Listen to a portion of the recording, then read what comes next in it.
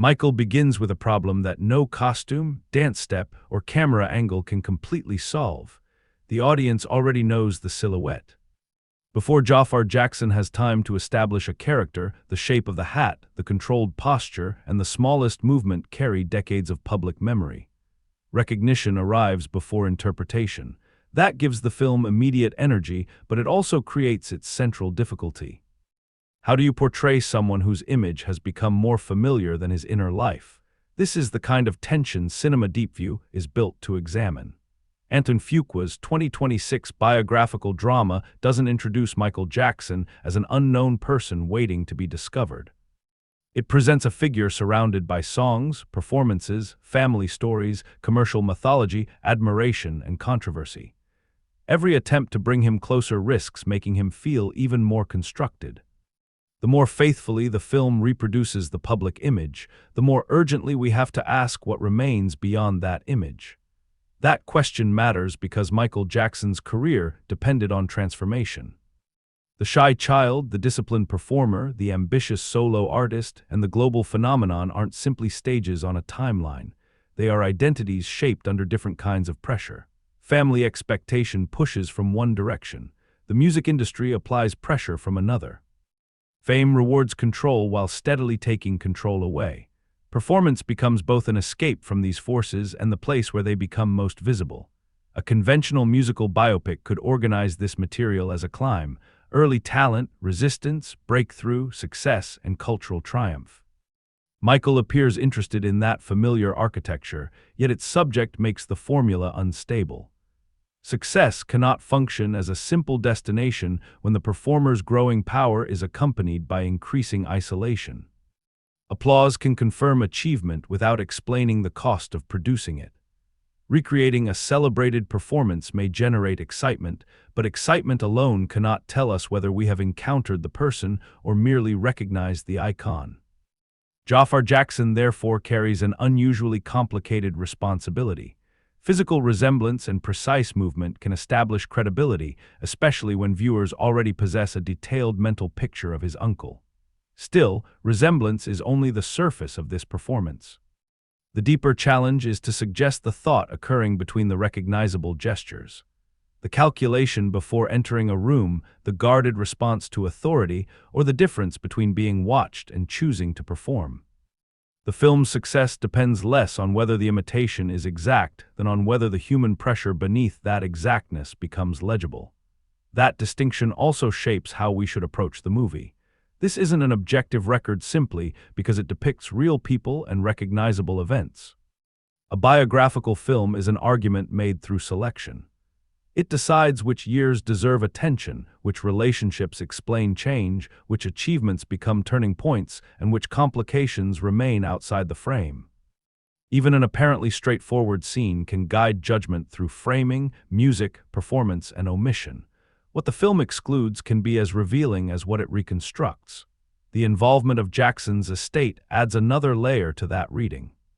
Access can provide music, personal material, and a sense of authenticity that an unauthorized production might struggle to achieve.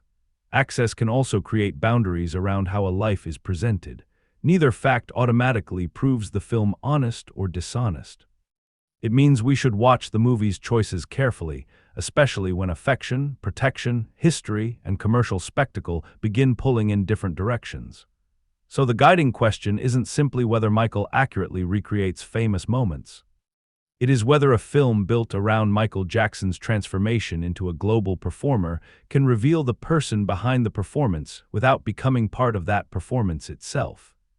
Can spectacle create understanding, or does it sometimes replace understanding with recognition? Can empathy survive when the portrait feels carefully managed? And can a movie honor extraordinary artistic achievement while still allowing tension, discomfort, and contradiction to remain visible? Those questions give Michael a more demanding standard than resemblance or musical excitement. The film must persuade us that the distance between the private person and the public figure contains something worth examining. Its first impression offers scale, control, and familiarity. The deeper view begins when we ask what those qualities protect, what they conceal, and what they cost. the most useful expectation to bring into Michael is that this is not a detached historical investigation. It is a large-scale musical biography shaped to celebrate artistic achievement, dramatize family pressure, and restore a sense of human vulnerability to a figure often reduced to headlines or imitation. Antoine Fuqua directs with the confidence of someone who understands public mythology. He knows that the audience is waiting for certain movements, costumes, songs, and moments of transformation. The film delivers that recognition generously, using it as an emotional foundation rather than treating it as background information. That choice makes the movie immediately accessible. Viewers do not need extensive knowledge of the Jackson family, the recording industry, or the chronology of Michael's career to understand its basic emotional direction. A gifted child enters a system where love, discipline, fear, ambition, and financial pressure become dangerously difficult to separate. His talent creates opportunity, yet every new level of success increases the number of people who have a claim on his time, image, and decisions. The film translates a complicated career into a story about ownership. Who controls the performer, who benefits from him, and whether artistic freedom can exist when an entire structure depends on his continued success. As an experience, Michael moves between family drama, musical spectacle, and authorized cultural remembrance. The family passages ask for empathy. The professional conflicts create momentum. The performances supply release. That rhythm is familiar from many musical biopics, although this subject magnifies both its strengths and limitations.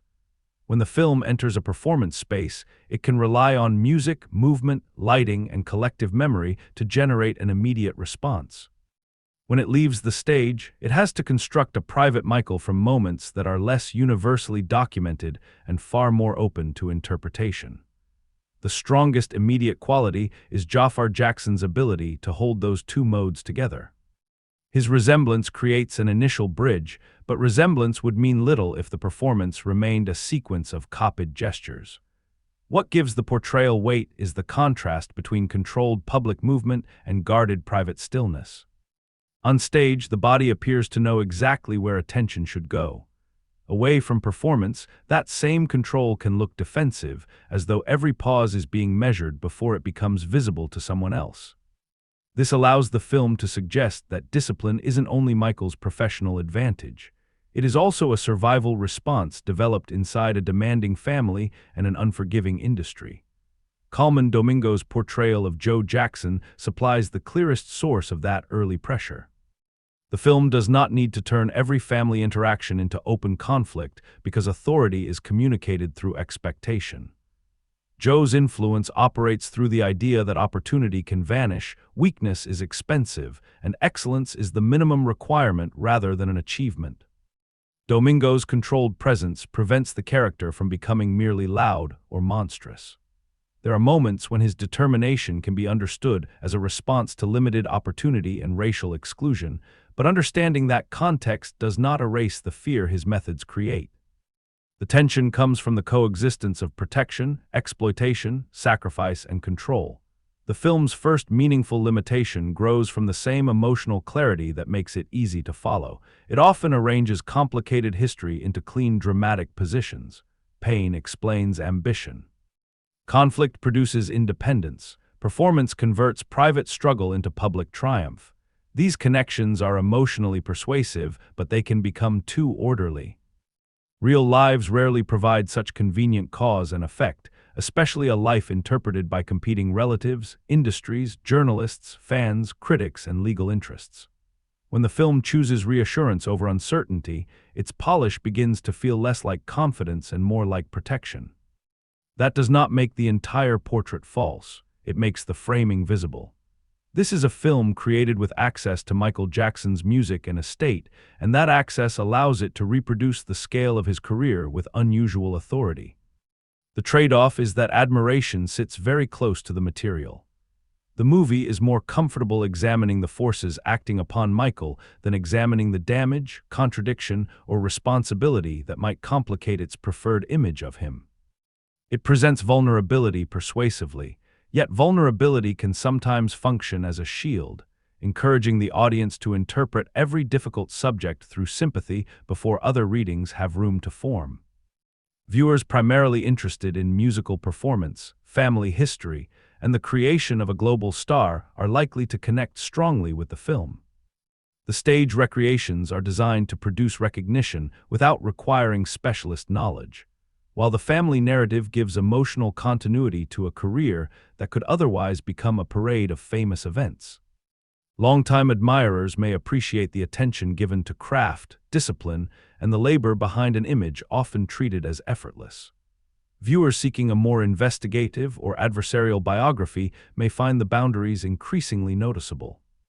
The movie wants to explain its subject from inside his struggle, not place every public argument about him on equal footing. This difference is essential when judging what Michael accomplishes. It is effective when treated as a performance-centered family drama about talent under pressure. It becomes less complete when treated as the definitive account of an exceptionally disputed life. The film's value lies in how it dramatizes the construction of an artist, not in any claim to settle the meaning of the person. Its spectacle carries genuine force, and Jaafar Jackson gives the central figure an emotional thread strong enough to survive the movement between childhood fear, creative ambition, and public command. Still, the careful boundaries around that thread remain part of the viewing experience. Beneath the music and recognition, the mechanism driving the story is the repeated struggle to convert pressure into control. Every major advance promises Michael greater freedom, yet each advance creates a larger machine that needs his image to remain precise, profitable, and available. The story moves because he keeps reaching for ownership of his art and identity, while family, industry, and fame continually redefine what that ownership will cost.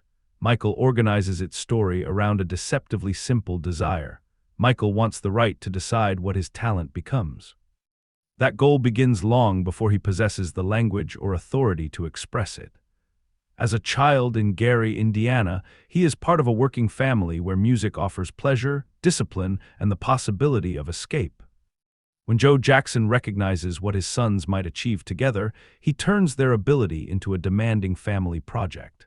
The Jackson Five are not merely encouraged to perform, they are trained as though one misstep could close the only door available to them. The early rehearsals establish the first version of the story's central bargain. Joe provides direction, urgency, and belief at a time when the industry offers the family no guarantees. His methods also create fear, especially when mistakes are treated as failures of character rather than part of learning. Young Michael receives the strongest attention because his voice and presence make him essential to the group. Being exceptional protects his place while making ordinary childhood increasingly impossible. Talent becomes both his route out of limitation and the reason pressure concentrates around him. The cost of failure is therefore larger than personal disappointment. The brothers' progress carries the family's economic hopes, Joe's sense of purpose, and a wider desire to escape the narrow opportunities available in their environment. This gives each audition and performance an emotional weight that the film can communicate without lengthy explanation. A child forgetting a movement does not merely risk embarrassment. In Joe's system, that error threatens the future he believes he is building for everyone. The logic is severe, yet the film shows why it can feel persuasive to those depending on the result. As the group begins performing more widely and attracts professional attention, the story changes scale without changing its basic mechanism. The family moves from local stages into a commercial structure capable of turning young performers into nationally recognized products. Motown brings opportunity, polish, and distribution. It also introduces another form of authority. Schedules, presentation, recordings, and public behavior now belong to a system larger than Joe, although his influence remains close. Success expands Michael's world while reducing the number of spaces in which he can exist without being evaluated. This is where the screenplay finds its most useful form of momentum. Each achievement solves an immediate problem and creates a more complicated one. The Jackson Five gain recognition, but recognition increases demand. Financial security improves, but work becomes more consuming. Michael receives admiration, but that admiration separates him from his brothers and from people his own age. The story doesn't need an invented villain at every stage because progress itself generates the next obstacle. Every open door leads into a room with new expectations. Barry Gordy's recognition of Michael's individual potential sharpens that tension. The possibility of a solo career appears liberating because it suggests that Michael might be more than one component in a family act. At the same time, being selected intensifies the burden already placed upon him. His distinctiveness becomes a commercial fact before it can become a private identity. The boy who wants room to discover himself is repeatedly rewarded for becoming easier to define. The passage into adulthood makes the difference between professional success and creative ownership more important. When Michael works with Quincy Jones on Off the Wall, the film presents collaboration as a space where discipline can become exploration rather than punishment. Jones functions differently from Joe. He still expects precision, but he treats Michael's instincts as material worth developing. That change in relationship matters more than the familiar milestone of releasing a successful album. Michael begins to experience authority that does not require him to disappear inside someone else's plan. Even this success does not fully release him from the family structure. Joe continues to understand Michael's career as something created through collective sacrifice and therefore tied to collective obligation. Michael's brothers also remain part of his emotional world, making independence more painful than a simple professional separation. Leaving the group could be interpreted as betrayal, even when staying limits the artist he is becoming. The obstacle is not just an overbearing father. It is the guilt produced when personal growth threatens a family identity built through years of shared struggle. The film connects that struggle to Michael's changing relationship with his appearance. Fame places his face under constant observation, while vitiligo alters how he sees himself and how others interpret him. Rather than treating physical change as isolated celebrity trivia, the story positions it within a broader pattern of control. Michael can perfect a recording, repeat a movement, or redesign a stage presentation, but he cannot completely control the body carrying that image. Attention that once confirmed his talent begins to inspect him. The public gaze becomes another authority, one that follows him even when Joe is absent. His decision to bring attorney John Branca into his professional life marks a crucial shift because it converts dissatisfaction into action. Michael is no longer simply wishing for independence. He begins constructing the legal and managerial distance required to exercise it. Branca's role is less emotionally intimate than the family relationships, which is precisely why it matters. He gives Michael access to a language of contracts, representation, and ownership that talent alone cannot provide. When Michael removes Joe from control of his solo career, the choice locks him into the deeper story. Freedom is no longer an idea he can pursue without consequence. It becomes a division with emotional, financial, and familial effects. The act does not erase Joe's influence, because Michael carries the discipline, fear, and need for perfection formed under his father's authority. It simply changes where the struggle occurs. Instead of fighting for permission to create, Michael must now prove that he can build something larger on his own terms. The development of Thriller becomes the clearest test of that ambition. The film treats the album not as a sudden gift of inspiration, but as the result of restless creative planning. Michael's attention extends beyond the songs into visual storytelling, choreography, presentation, and audience reach. He sees recordings and music videos as connected parts of a single experience. That instinct reveals why ordinary success is no longer enough. He wants to expand the possibilities of popular performance, which means challenging both artistic convention and the industry's expectations of a black entertainer.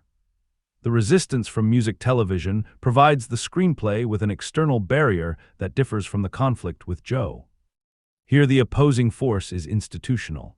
Michael can produce work with broad appeal and still encounter a system that restricts access according to assumptions about race and audience. Branca and the record company help apply commercial pressure, but the emotional meaning belongs to Michael. He is learning that creative excellence does not automatically defeat exclusion. Power must sometimes be confronted using the leverage generated by success. When his videos finally receive the exposure they had been denied, the victory is significant for more than promotion. The screen becomes another stage on which Michael can control movement, design, and identity. His performance at Motown's anniversary celebration then condenses that development into a public transformation. The film frames the event as a point when viewers stop seeing him primarily as the gifted child who emerged from a family group. A new, self-authored figure appears, defined by movements and visual choices that seem to belong entirely to him. Yet this apparent ownership produces a fresh contradiction. The more complete the public image becomes, the more fiercely it must be maintained. Thriller's success gives Michael extraordinary influence, but it also turns every future choice into a comparison with a cultural phenomenon. He has escaped being managed as one of Joe's sons only to become responsible for an enterprise built around his own name. The pressure is no longer coming from one father or one label. It is distributed across audiences, media, business partners, family expectations, and Michael's own standards. Joe's pursuit of a major reunion tour exposes how quickly personal loyalty can be converted into commercial leverage. The proposal links the brothers, a powerful promoter and corporate sponsorship, to a project that depends heavily on Michael's participation. From Joe's perspective, the tour restores the family unit and rewards everyone who helped create its success. From Michael's perspective, it threatens to pull his independent identity back into an arrangement he no longer controls. Neither interpretation removes the financial reality that his presence determines the project's value. An accident during the filming of a commercial then makes the cost of this machinery physical. The film handles the injury as more than a famous incident. A carefully managed promotional event becomes a reminder that the body beneath the brand remains vulnerable. Michael's decision to direct the resulting settlement toward the medical center offers a compassionate response, but it cannot restore the illusion that success provides complete protection. Commercial partnership, family obligation, and personal risk have become inseparable. His eventual agreement to perform with his brothers again is therefore not a surrender with a single explanation. Affection, responsibility, guilt, and unfinished conflict all contribute. The decision allows the story to bring its major relationships into the same arena. Michael's desire for independence, Joe's insistence on family unity, the brothers' reliance on the group, and the industry's appetite for a profitable reunion. The tour promises celebration, but its dramatic purpose is to test whether Michael can return to the family structure without losing the identity he has built outside it. This selective chronology gives the screenplay forward movement even when many outcomes are already familiar. It repeatedly delays freedom by attaching a new obligation to every achievement. Michael wants artistic ownership. Joe represents the family claim upon that talent. The industry offers scale while imposing its own limits. Public admiration gives Michael power while transforming privacy into a disappearing resource. The major question is no longer whether he will become successful. It is whether any level of success will allow him to feel that his life belongs to him. That story engine carries us toward the film's later turning points, where professional control can no longer be separated from emotional cost. Pressure has already produced discipline, ambition, secrecy, compassion, and resistance. What remains to be tested is which of those qualities express Michael's genuine character, and which are adaptations created by a life in which someone is always watching. The visible goal in Michael is creative independence, but the need beneath it is more difficult to satisfy. Michael wants control over his recordings, performances, business decisions, and public presentation. Those are practical aims with measurable outcomes. His deeper need is to believe that he possesses value when he is not producing something exceptional. The film can dramatize the first goal through contracts, rehearsals, tour, and professional conflict. The second exists mostly in pauses, reactions, and the unease that follows praise. That difference explains why success never fully releases the pressure around him. Each achievement proves that Michael is talented, disciplined, and commercially powerful. None of it proves that affection will remain if the performance stops. The fear established during childhood is not simply that Joe will become angry after a mistake. It is that failure may remove Michael's usefulness to the family project. When usefulness and love become emotionally entangled at a young age, perfection can feel less like ambition than security. Giuliano Crew Valdi's performance as the young Michael communicates this through vigilance. He does not need to make every scene openly frightened. His attention is often directed toward the adult who will decide whether the moment was good enough. A child can receive applause from an entire room and still search one face for approval. That contrast gives the early performance sequences their tension. The audience hears promise, while Michael experiences evaluation. The rehearsal scenes offer the clearest spoiler-light example. Joe watches the brothers with the concentration of a manager whose plan depends upon precision. Michael's ability draws attention, yet being the strongest performer does not make him safer.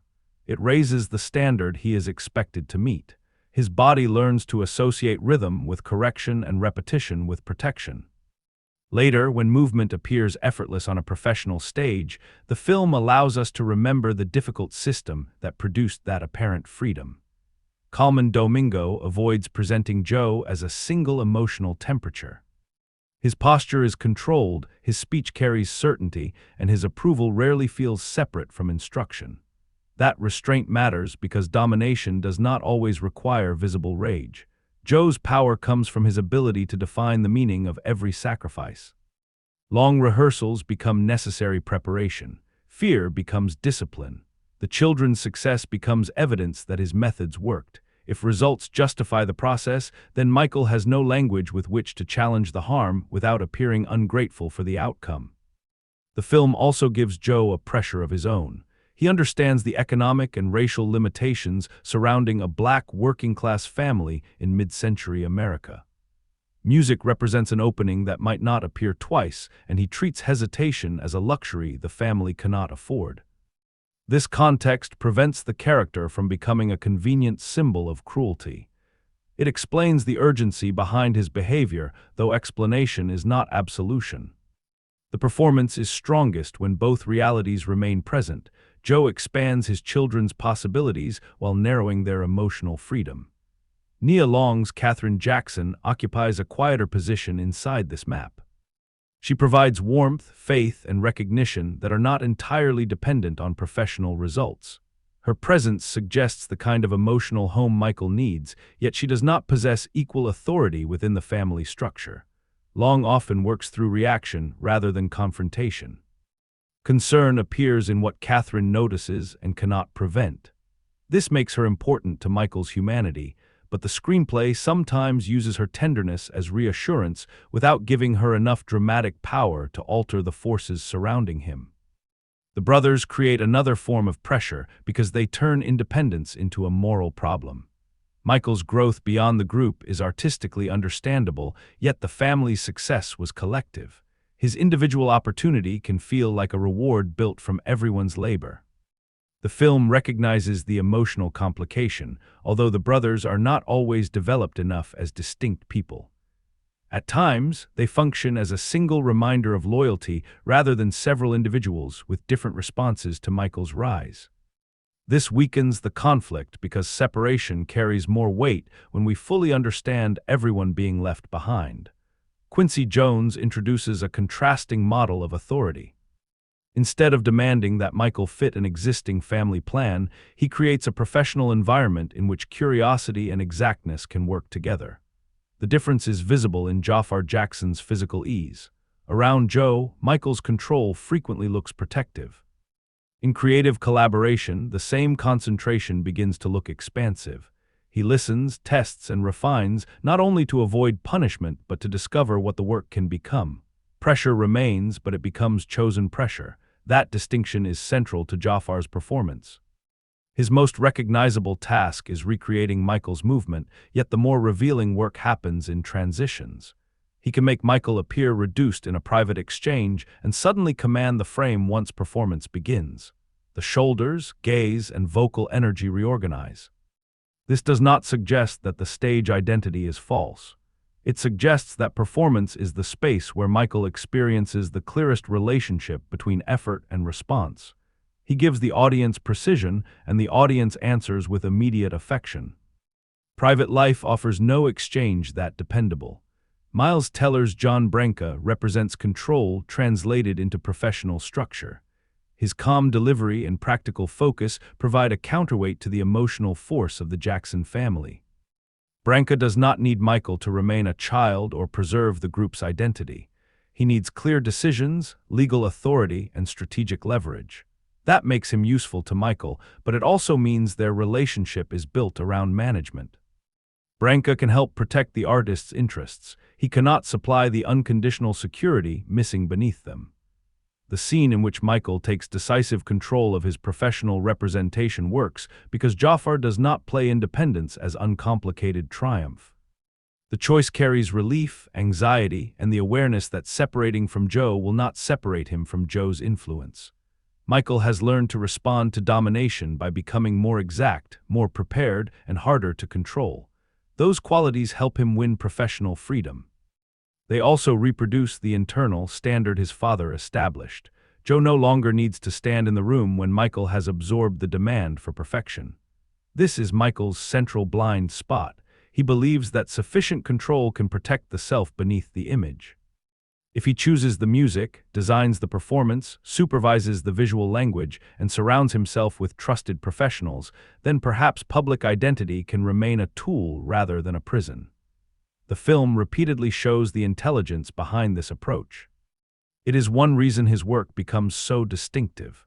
Still, every new layer of control increases the value of the image and the number of people invested in maintaining it. The public becomes an opposing force without behaving like a traditional antagonist. Audiences offer admiration, but their attention carries assumptions and demands. They want continuity and surprise at the same time. They reward a recognizable figure while examining every visible change. Michael's vitiligo and insecurity about his appearance intensify this pressure. The body becomes public evidence, interpreted by strangers who do not experience the vulnerability beneath it. His efforts to control presentation can then generate more curiosity, creating the very scrutiny they are meant to contain. The industry applies similar pressure through opportunity. Motown recognizes Michael's potential, record executives provide distribution, music television offers enormous exposure, and corporate partners bring financial scale. None of these institutions needs to be portrayed as uniformly hostile for the system to feel restrictive. Their support is conditional upon continued value. Michael can challenge a barrier after achieving enough commercial power, but that victory confirms that power must be constantly demonstrated. Artistic identity becomes inseparable from economic proof. Even compassion is shaped by this environment. After the commercial set accident, Michael's response to other patients and his decision to support medical care reveal genuine sensitivity. The film uses this moment to show that pain does not simply turn inward, yet the scene also increases the portrait's protective warmth. It encourages the audience to interpret vulnerability through generosity. That may be truthful, but it demonstrates how the screenplay organizes character pressure towards sympathy more often than contradiction. The supporting figures work best when they change the form of pressure rather than merely confirm Michael's goodness. Joe makes achievement compulsory. Catherine offers care without sufficient power. Quincy turns discipline into collaboration. Branca converts independence into enforceable decisions. The brothers attach freedom to guilt. The public transforms expression into expectation. Together, they produce a character who is never operating in empty space. What the film ultimately suggests is that Michael's public identity is not merely a mask placed over a private person. It is a structure built under pressure, partly for artistic expression and partly for emotional survival. The stage gives him command, but that command depends on maintaining the very image that separates him from ordinary life. The deeper argument begins here. Pressure does not only reveal who Michael is. It helps manufacture the person the world believes it knows. On the surface, Michael is the story of an extraordinary rise. A gifted child becomes the lead voice of a family group, develops into an independent artist, and eventually commands an audience on a global scale. That outline is familiar enough to feel almost inevitable. The deeper pattern is less comfortable. The film presents performance as the place where Michael gains freedom, while quietly showing that the same performance makes ordinary freedom harder to recover. The stage is the movie's central spatial idea. It is large, exposed, and filled with people, yet it often feels safer for Michael than the rooms in which only a few family members or business figures are present. On stage, the terms of attention are clear. He knows when to move, where to look, what the music requires, and how the crowd is likely to respond. Off stage, affection, authority, and obligation overlap in ways that are much harder to control. Public exposure becomes predictable, private intimacy does not. This reverses the usual assumption that performance is the artificial world and private life is where the authentic person can relax. One way to read the film is that Michael becomes most fully himself while performing, because that is where his discipline, imagination, and physical intelligence operate together. Another reading is that the stage identity is a highly effective defense built to prevent uncertainty from reaching him. The movie does not entirely choose between these possibilities, and that tension gives its musical sequences more meaning than accurate recreation alone could provide.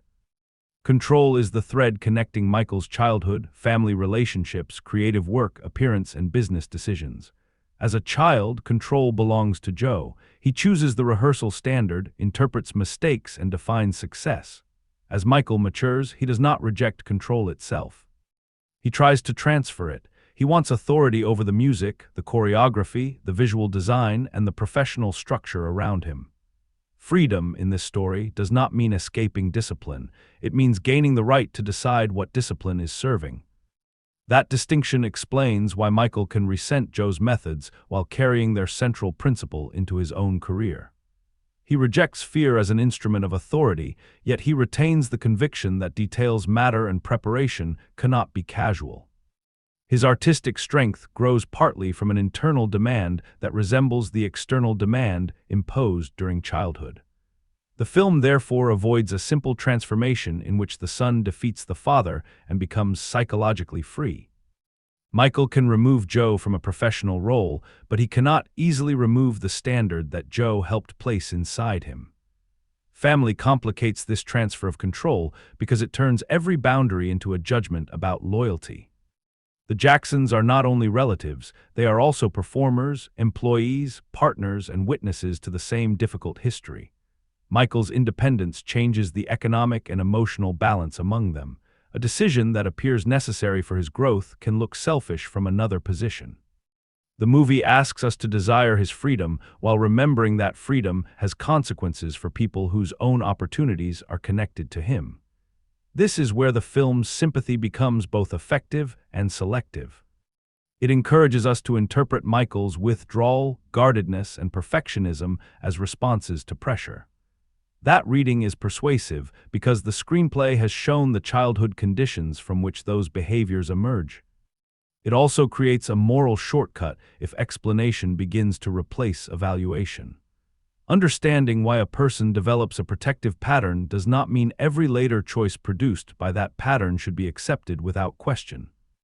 The recurring movement from enclosed space to performance space makes this visible. Rehearsal rooms are places of correction. Offices are places where rights and obligations are negotiated. Hospital space confronts Michael with physical vulnerability. Backstage areas hold anticipation and unresolved family tension. The stage then converts these different pressures into a controlled event. Light, movement, costume, and music reorganize uncertainty into design. What cannot be settled in conversation can temporarily be mastered through performance.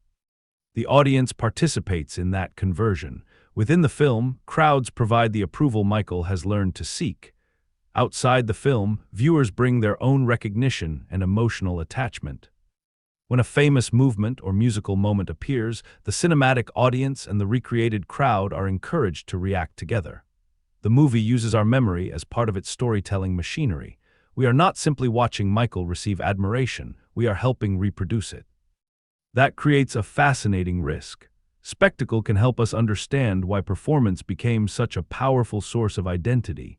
It can also interrupt critical thought by giving us the emotional satisfaction of recognition. A carefully recreated concert sequence may answer uncertainty with excitement before the uncertainty has been explored. The film's central question therefore applies to its own technique. Is the spectacle revealing Michael's inner logic, or is it protecting the portrait by reminding us how much pleasure his art created? Neither answer is sufficient on its own. The performance sequences contain evidence of labor, control, and creative imagination. They show that the public image was not merely a marketing invention placed upon a passive person. Michael actively designed and refined it. At the same time, the film benefits from the power of the very image it is supposed to examine. It can rely on familiar music and movement to generate an emotional response that the quieter drama does not always earn with equal force. Appearance becomes another part of this constructed space. The film links Michael's changing self-presentation to insecurity, physical condition, and the growing pressure of public observation. Clothing, hair, posture, and movement provide surfaces he can shape even when his body and public interpretation feel less controllable. The image is not meaningless vanity. It is a field in which private anxiety and artistic intention meet. The familiar silhouette introduced at the beginning of the film eventually functions almost like a boundary.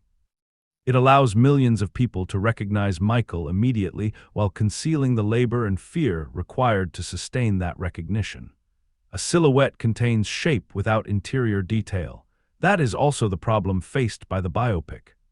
It can reproduce the outline of a life with exceptional accuracy and still struggle to illuminate what cannot be seen from the outside. Michael asks the audience to accept that artistic achievement may emerge from painful conditions without being reducible to them. Joe's severity contributes to Michael's discipline, yet the art cannot simply be credited to the harm. The film also asks us to forgive certain simplifications in exchange for emotional clarity. Family relationships are compressed into dramatic functions. Industry barriers become conflicts with identifiable representatives. Vast creative periods are distilled into several decisive moments. Some compression is unavoidable in biography. The more important question is what the simplification protects. Here, it protects a portrait of Michael as a sensitive creator repeatedly pressured by people and systems around him. That portrait contains truth, but it is not neutral. By emphasizing what happened to Michael, the film places less weight on situations in which audiences might ask what responsibility belonged to him. Its endpoint reinforces this design. The story concludes before the most disputed later period of his life, allowing artistic triumph to remain the dominant final frame. This absence is too significant to treat as a minor gap, although it does not erase the value of the period the film chooses to cover. A movie can legitimately focus on a defined era. The difficulty comes when that era is presented with the emotional completeness of an entire life. Ending with control and global success turns the story into an arc of emergence, even though the audience knows that the public image continued changing under far darker and more complicated pressures. The film is more productively ambiguous when dealing with the authenticity of performance. It never fully proves whether the stage reveals Michael or shelters him. Jaafar Jackson's portrayal supports both interpretations. His private restraint can make the stage presence feel like liberation, as though music releases a self that ordinary conversation cannot contain. The precision of that transformation can also make it feel defensive, a practiced identity activated whenever uncertainty becomes dangerous. That ambiguity connects to a recognizable human experience without reducing the film to a generic lesson. Most people adjust themselves according to context, but Michael's adjustment occurs at an extreme scale. The version of him created for performance becomes economically valuable, culturally influential, and endlessly repeatable. What begins as a way of expressing the self eventually becomes the form through which the world demands access to him. The movie's deeper thread is therefore not fame alone. It is the attempt to build safety out of visibility. Michael creates a public identity powerful enough to resist family control, industry exclusion, and cultural limitation. That identity succeeds beyond any reasonable expectation. Its success, however, creates a new structure of dependence. He needs the image to protect his autonomy, while the image needs his constant labor to remain alive. To see how well the film turns this interpretation into cinema, we have to move closer than the broad career arc allows. The answer lies in specific moments where private pressure becomes visible through staging, performance, sound, and physical space. The most revealing scenes are not necessarily the largest ones. They are the scenes where control is gained, briefly lost, or transformed into something the audience can mistake for freedom. The childhood rehearsal scenes provide the clearest miniature of Michael's entire argument. Several brothers occupy the same limited space, repeating coordinated movement while Joe watches from outside their formation. The staging creates two kinds of unity at once. The boys must function as a group, but the adult observing them remains separate, able to stop, judge, and restart their labor. He does not need to move with them to control every movement they make. The physical arrangement matters because young Michael is both protected and exposed by the group. He stands among his brothers, sharing the routine and its consequences, yet his voice makes him the point toward which attention naturally travels. The viewer begins by noticing talent. As Joe's authority becomes more prominent, that talent starts to look like vulnerability. Michael is not simply the child most likely to succeed. He is the child whose mistakes will carry the greatest meaning. The editing rhythm follows repetition rather than discovery. Movement is practiced, assessed, and corrected, reducing the sense that music is spontaneous play. Any interruption becomes significant because the boys are waiting to learn whether the standard has been met. The scene's tension comes partly from what is withheld. Warm approval is scarce, so the audience begins listening for it even when it does not arrive. That absence places us inside Michael's emotional position. We understand how a person can become dependent on judgment without the film needing to explain the psychology in dialogue. Sound performs a similar function. Music promises energy and release, but correction can turn rhythm into measurement. A beat is no longer only something the body enjoys, it becomes a structure against which accuracy is tested. This gives the later concert sequences a double meaning. The adult Michael's precision is exhilarating, yet the rehearsal has taught us to hear the discipline beneath it. Pleasure and pressure remain synchronized. Production design keeps the early environment materially modest, making the family's ambition feel larger than the space containing it. The room does not resemble the spectacular stages that will follow. It is practical, crowded, and defined by labor. That contrast allows the film to present success as a genuine expansion of possibility. It also raises a question that remains unresolved. When Michael eventually reaches enormous spaces, will he feel freer, or will the standard established in this small room simply become enormous with him? The Motown Anniversary performance tests that question from the opposite direction. Here, Michael no longer appears as one child inside a disciplined formation. He occupies the stage alone, and the visual composition is organized around his control of attention. The dark costume, reflective detail, hat, and single glove simplify the body into instantly readable shapes. Nothing about the presentation feels accidental. Even stillness becomes part of the choreography because the audience has been trained to wait for the next movement. The camera's most important responsibility is to preserve the relationship between the performer and space. If it moves too close for too long, the dance becomes a collection of expressions and fragments. If it remains too distant, Jaafar Jackson's detailed embodiment loses intimacy. The sequence works when it allows enough width to understand the full line of the movement, then uses closer framing to register the concentration behind the command. The viewer is invited to experience both the public image and the person actively maintaining it. Editing around a famous performance creates a special difficulty because many viewers already possess a visual memory of the original. Every cut is measured against something outside the movie. The film largely treats recognition as an advantage. It does not attempt to reinvent the event into an unfamiliar cinematic sequence. It recreates the essential visual rhythm closely enough that memory supplies additional scale. Jaafar's performance can then operate in the small space between imitation and interpretation. His timing is the scene's real dramatic instrument. The body can accelerate, stop, isolate one gesture, and redirect attention without the character needing to announce that he has gained control. Earlier, Michael watched Joe for a judgment. Here, an entire audience watches Michael for permission to react. The direction of evaluation has reversed. He is no longer waiting for the room to define the success of his movement. His movement defines the emotional rhythm of the room.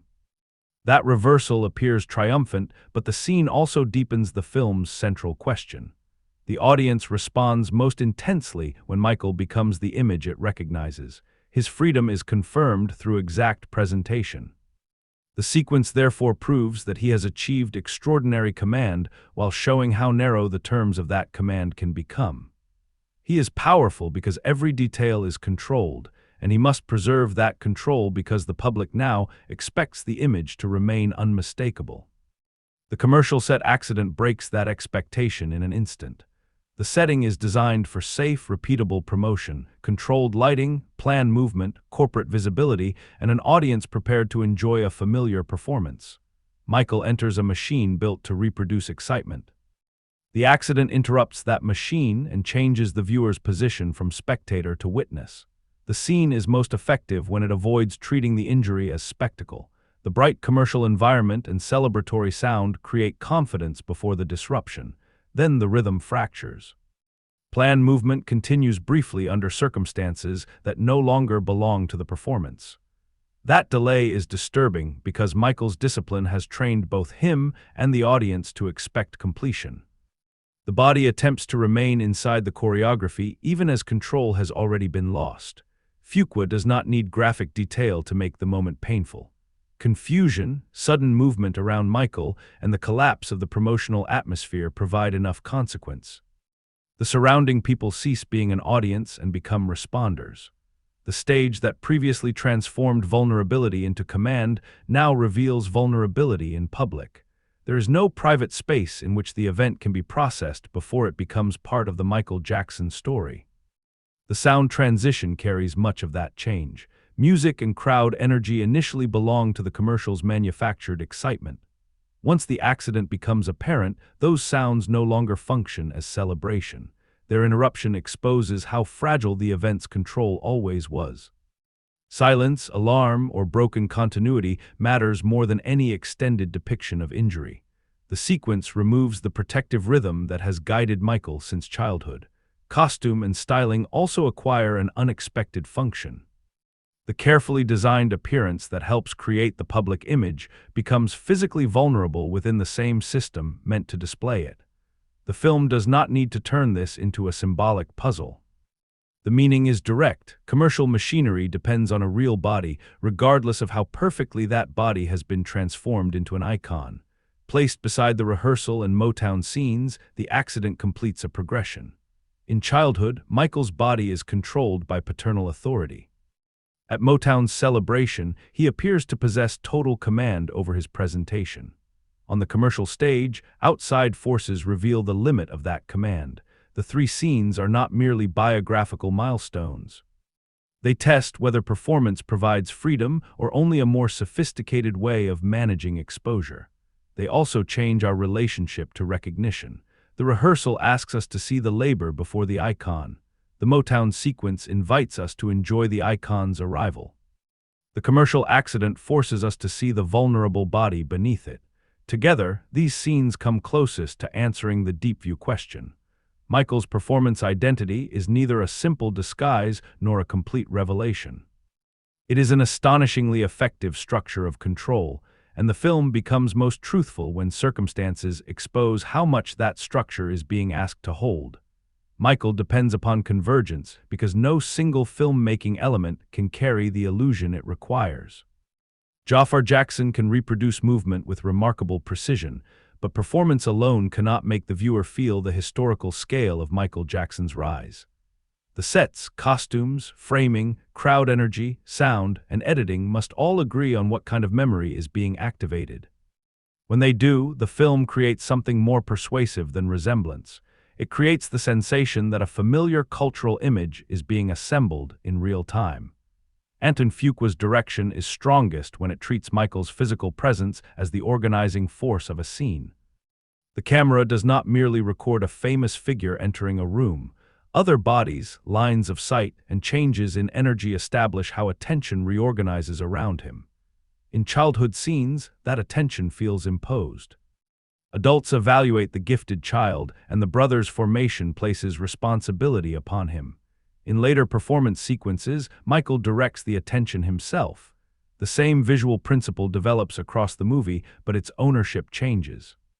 John Logan's screenplay supports that progression through a chain of public milestones linked to private pressure. A lesser structure might treat success as a sequence of rewards, with each recognizable event functioning like another item on a career timeline. Here, the better transitions operate through consequence.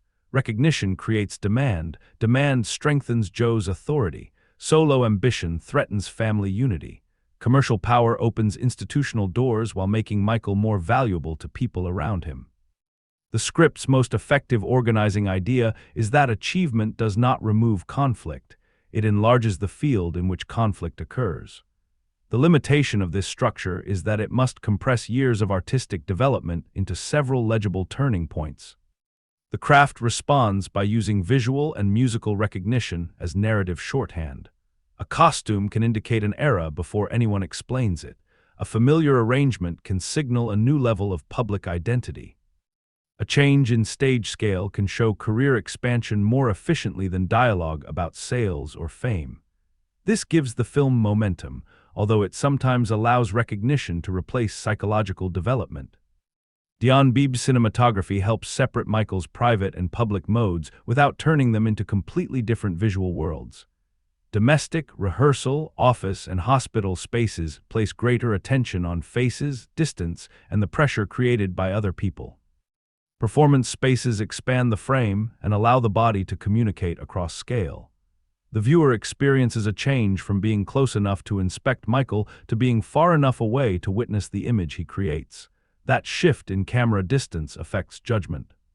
Close framing can reveal guardedness, but it can also invite sympathy before the film has complicated the moment. Wider performance framing gives Michael authority because his body appears capable of organizing the entire visual field. When the movie moves between those distances, it suggests that intimacy and spectacle are competing ways of knowing him. We may see more of his face in private scenes, yet the person can feel less accessible. We may stand farther away during a concert, yet his intention can feel perfectly clear. Editing turns this contrast into rhythm. The private drama tends to depend on reaction, interruption, and the emotional consequence of decisions. The performance material must preserve continuity long enough for movement to register while still communicating the response of a crowd. Cutting too aggressively would reduce choreography to fragments. Holding too long could turn the movie into a reproduction of existing footage rather than an interpretation. The film generally finds energy by alternating between bodily control and collective reaction, showing both the creation of the image and the effect it produces. This rhythm also exposes the movie's preference for resolution. Conflict often gathers in private, then musical performance converts tension into forward motion. A difficult family exchange may leave uncertainty, but the next major artistic achievement supplies emotional release. That pattern is satisfying because music produces a form of certainty the relationships cannot. It can also protect the screenplay from remaining inside unresolved discomfort. The craft does not simply depict Michael's use of performance as refuge. At times, the film itself uses performance in the same way. Costume and makeup carry an especially delicate responsibility. They must mark Michael's physical evolution across decades while avoiding the feeling that the lead performance has disappeared beneath reconstruction. The most successful designs emphasize readable shape. Jackets alter the line of the shoulders, trousers clarify leg movement, reflective details catch light at precisely the moments when a gesture needs to travel through a large space. The hat and glove become visual instruments, not just items reproduced for accuracy. These elements work with choreography to make movement legible. A dance sequence is not only a test of whether Jaafar can match familiar steps. Costume, lighting, framing, and editing determine whether the viewer can understand where energy begins, how it travels through the body, and when it stops. The sudden stillness after rapid movement becomes powerful because every department has directed attention toward the same line or gesture. Precision is experienced rather than merely observed. Sound completes that control. Familiar recordings carry emotional associations formed long before the film begins, giving the movie access to memories it did not create. The challenge is to use that recognition without allowing it to do all the dramatic work. During performance sequences, music joins crowd response and bodily rhythm to create scale. In private passages, quieter sound makes hesitation and restrained speech more noticeable. The contrast helps performance feel like a complete environment rather than a song inserted between dramatic scenes. It also allows silence to indicate a change in power. When music stops during rehearsal, the child waits for judgment. When a professional conversation pauses, Michael must decide whether to submit or assert himself. When performance is unexpectedly disrupted, the absence of its expected continuity creates alarm. Across these situations, sound is connected to control. Music gives Michael a structure he understands. Silence exposes the uncertainty outside it. Barbara Ling's production design supports the film's movement from scarcity toward enormous visibility. The early spaces feel occupied by necessity, with family members, instruments, and ambition competing for room. Later environments become larger, cleaner, and more specialized. Studios exist for creation, offices exist for negotiation, arenas exist for mass attention. Greater space should imply greater freedom, yet Michael can appear increasingly isolated within it.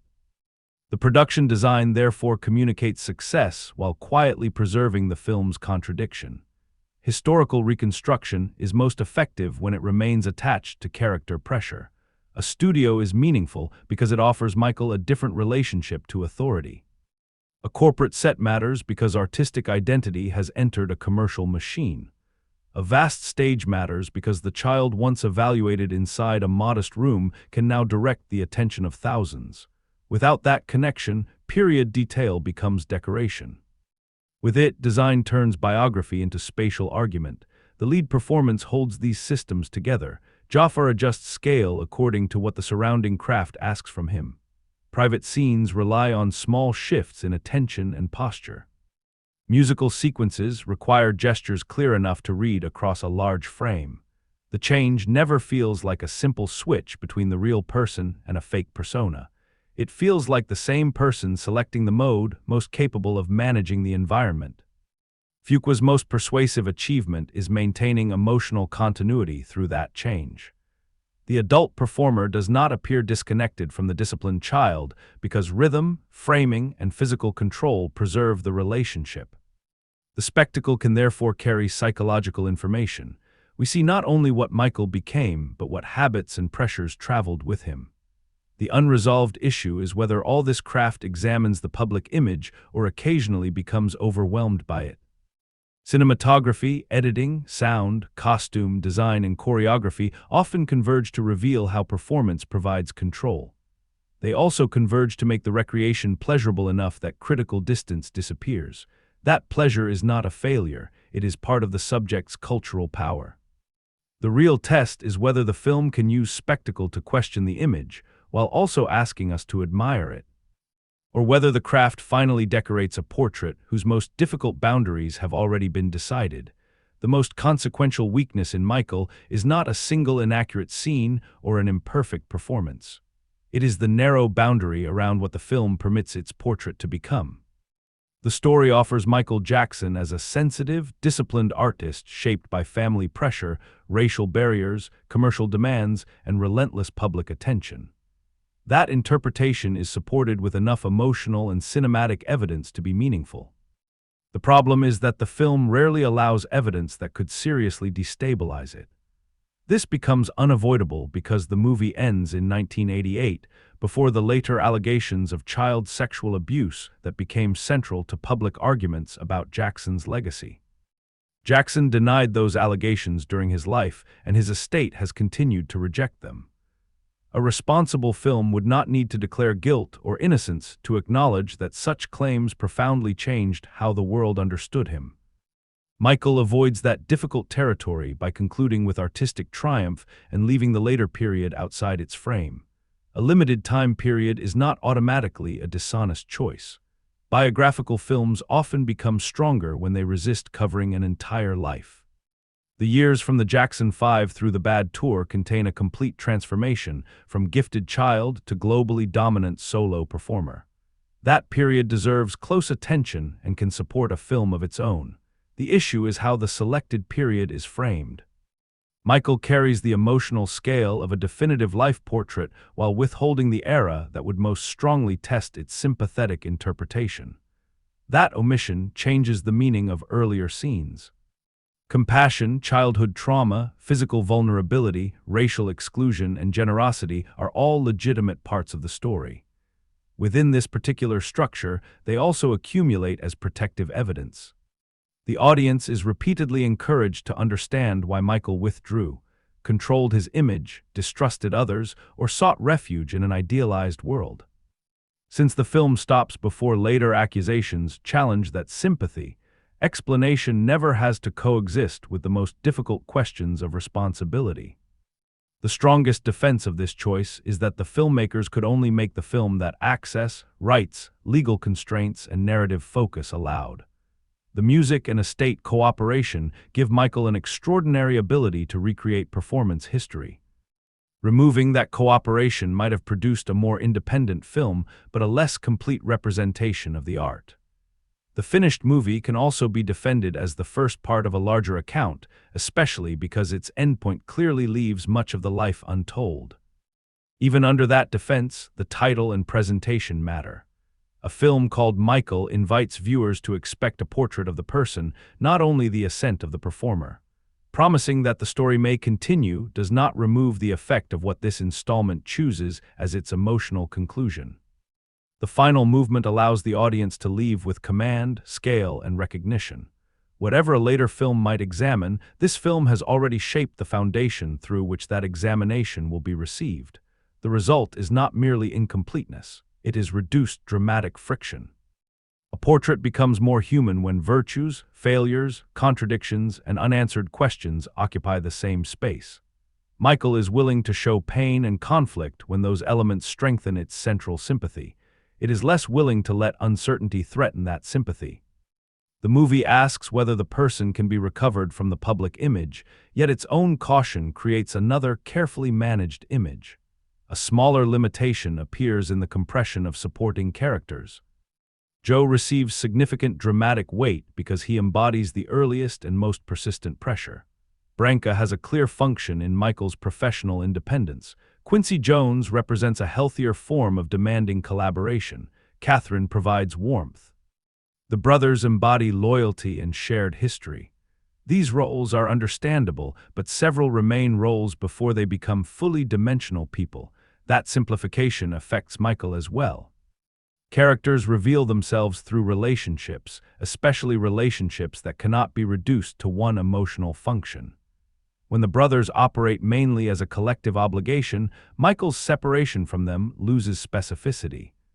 When Catherine is primarily a source of comfort, the limits and compromises of her position receive less examination. When Quincy mainly confirms Michael's creative growth, collaboration becomes a milestone rather than a complex exchange between two powerful musical minds. The pacing intensifies this problem. The movie must travel through childhood, Motown, solo development, major albums, industry resistance, family conflict, visual innovation, physical injury, and global success. Recognizable moments arrive with considerable energy, but the transitions between them can feel designed to move the biography forward rather than allow emotional consequences to settle. A difficult encounter may establish a wound, then the next achievement converts that wound into motivation before ambiguity has time to deepen. There is a reasonable defense here as well. The subject's career contains more material than a conventional feature can hold, and the film's primary audience expects major performances rather than an entirely interior chamber drama. Momentum is part of the promise. Fuqua and the cast preserve enough emotional continuity that the movie rarely feels like a disconnected collection of music videos. Jaafar Jackson's restraint gives the adult Michael a consistent inner tension, even when the screenplay moves quickly around him.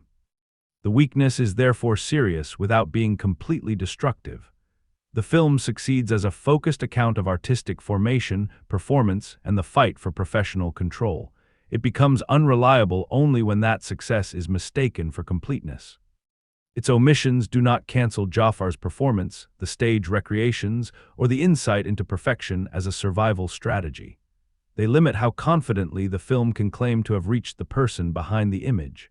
In fact, the flaw may be inseparable from what makes the movie so powerful. The same access that supplies the music and visual authenticity also encourages a protective frame. The same desire to honor Michael's artistry reduces the willingness to disturb the celebration. The same spectacle that helps us understand his cultural importance can prevent us from questioning how the portrait is being managed. Michael remains compelling where admiration and analysis overlap. It weakens when admiration determines the edge of the frame. The movie looks closely at the construction of an icon, but it hesitates to examine every consequence of that construction. That hesitation does not make the film worthless. It makes the viewer's critical attention necessary. Michael belongs to a musical biopic tradition that turns a public catalog into a dramatic life. The genre offers a powerful advantage. Viewers already carry emotional associations with the music. A song can establish period, achievement, and feeling within seconds. The danger is that familiarity can make a film seem truthful before its interpretation has been tested. Recognition becomes evidence even when the scene surrounding it is compressed, rearranged, or selectively framed. The comparison with Bohemian Rhapsody is especially useful because both films were produced by Graham King and build major emotional peaks around the reconstruction of famous performances. Each movie understands that an audience does not attend only to learn events.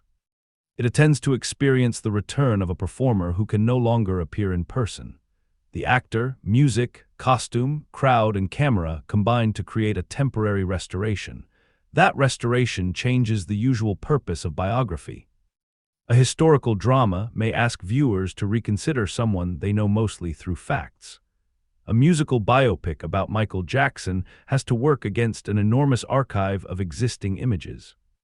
The audience can compare Jaafar Jackson's movement, posture, styling, and timing with recordings that remain widely available.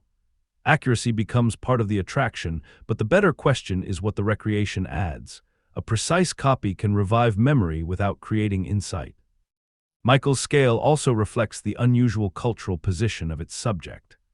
Jackson's career connected childhood television, Motown, radio, arena touring, music video, global advertising, and the expansion of celebrity into a worldwide visual brand. The film is not only depicting a successful singer, it is depicting a shift in how popular music could occupy screens and international public space. His story therefore intersects with changes in media power as much as musical development.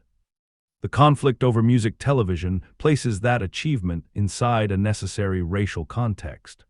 Michael's success did not occur in a neutral industry where quality automatically gained equal access. The resistance to broadcasting videos by black artists reveals how cultural institutions can describe exclusion as market logic. His commercial power helped break through that barrier, but the victory also exposes the unfair requirement placed upon marginalized artists. Extraordinary success is demanded before ordinary access is granted. This context strengthens the film's portrait of ambition. Michael's demand for control is not only a response to Joe or personal insecurity. It develops within an industry capable of profiting from black creativity while limiting where that creativity can be seen. Visual authorship becomes a form of resistance. The music video is not simply promotion. It is a way to control how sound, body, style, and narrative reach the audience together. At the same time, Michael arrives during a period when audiences are increasingly aware of how authorized biographies manage legacy. Estate cooperation can provide music, personal access, and historical detail. It can also influence the emotional boundary of the portrait. Modern viewers do not automatically accept access as neutrality. They ask who approved the story, whose interests the film serves, and which absent voices might complicate it. The division between critics and audiences reflects these competing expectations. Many critics praised Jaafar Jackson while arguing that the film was too protective, too compressed, or too close to a collection of career highlights. General audiences responded far more enthusiastically, giving it an A- cinema score and strong recommendation measures. That difference is not proof that one group understood the movie and the other did not. It shows that they were often judging different promises. For viewers seeking musical recreation, emotional accessibility, and recognition of Jackson's artistic scale, the film delivers substantial value. For critics seeking a probing account capable of confronting the full difficulty of his legacy, the same choices appear evasive. The performances that create pleasure can look like avoidance when they repeatedly replace unresolved tension. The portrait that feels compassionate to one viewer can feel strategically managed to another. Commercial response was extraordinary. Michael crossed $1 billion worldwide, became the highest-grossing music biopic, and surpassed the previous worldwide record for a biographical film. Those numbers demonstrate the continuing reach of Jackson's music and image across generations and territories. They do not settle the film's historical argument, but they reveal the scale of the desire it satisfies. That desire is partly nostalgic and partly unresolved. Audiences are not merely revisiting songs. They are returning to a figure whose artistic importance and disputed legacy continue to produce incompatible interpretations. The film offers a version of that figure organized around talent, suffering, control, and triumph. Its popularity suggests that millions were willing to enter that version, even if they did not all accept it as complete. Within the musical biopic genre, Michael is therefore both highly conventional and uniquely pressured. It uses the familiar architecture of hardship, breakthrough, and performance. Yet the public knowledge surrounding its subject makes every omission more visible than it might be in a less disputed life. The film's cultural importance lies in that tension. It shows how cinema can preserve a legacy, reactivate a global audience, and create a persuasive emotional memory while leaving the hardest historical argument unsettled. Several production facts make Michael easier to read, beginning with the casting of Jaafar Jackson. Choosing Michael Jackson's nephew gives the film a physical and familial connection that a conventional casting process could not manufacture. Jaafar brings recognizable features, familiarity with the family's movement, and an emotional proximity that strengthens the impression of authenticity. None of those qualities automatically makes the screenplay objective, but they explain why the central performance can feel more intimate than impersonation. The choice also creates pressure around interpretation. Jaafar is portraying a relative whose cultural image remains enormous and whose legacy is intensely disputed. His performance is most revealing when it does not rely on resemblance. The guarded posture in private, the sudden expansion of confidence on stage, and the sense that precision is both creative expression and protection. The family connection gets the viewer's attention. The acting choices give that connection dramatic meaning.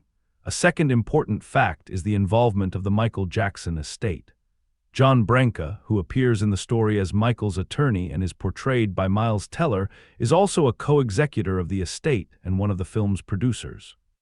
That overlap does not prove that every scene is unreliable.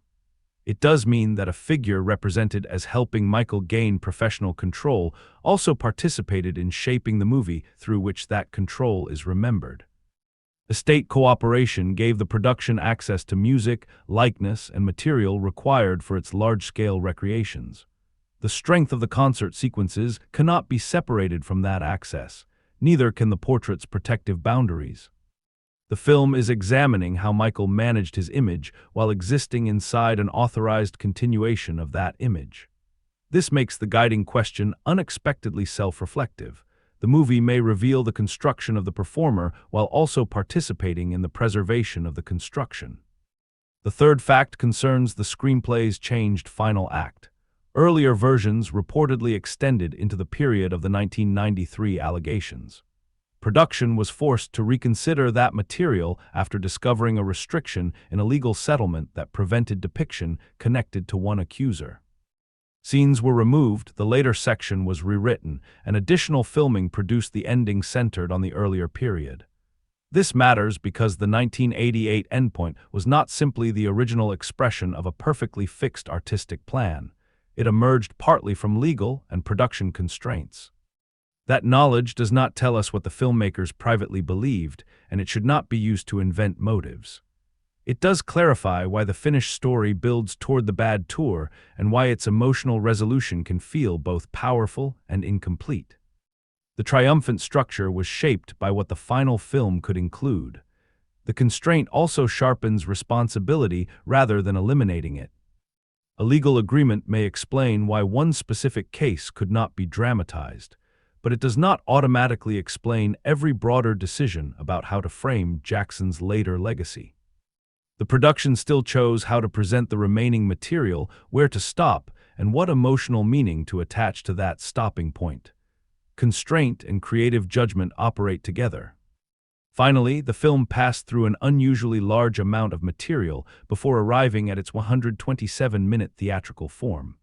Reports described versions running well beyond 3 hours, and the possibility of dividing the story was seriously considered.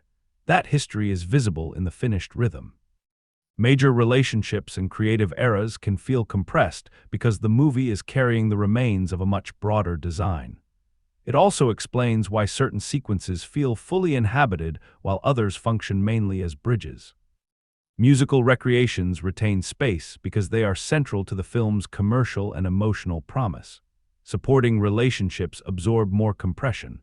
The result is not random unevenness. It reflects a production forced to decide which version of Michael Jackson could survive the edit. These receipts do not settle whether the film is honest. They show why honesty is complicated here. Family casting deepens the performance. Estate access strengthens authenticity while narrowing independence. Legal restrictions reshape the historical frame. Extensive compression converts a vast life into a controlled rise. The production history mirrors the subject. Extraordinary access produces extraordinary control, and that control determines what the audience is allowed to see. The strongest counterreading begins by rejecting the assumption that Michael's performance identity is primarily defensive. What if the stage is not a shelter built to hide a private self? What if it is the place where his most authentic qualities become fully available? Under this interpretation, the contrast between private restraint and public command does not reveal a divided person. It reveals someone whose preferred language is movement, rhythm, visual design, and collective emotion rather than ordinary conversation.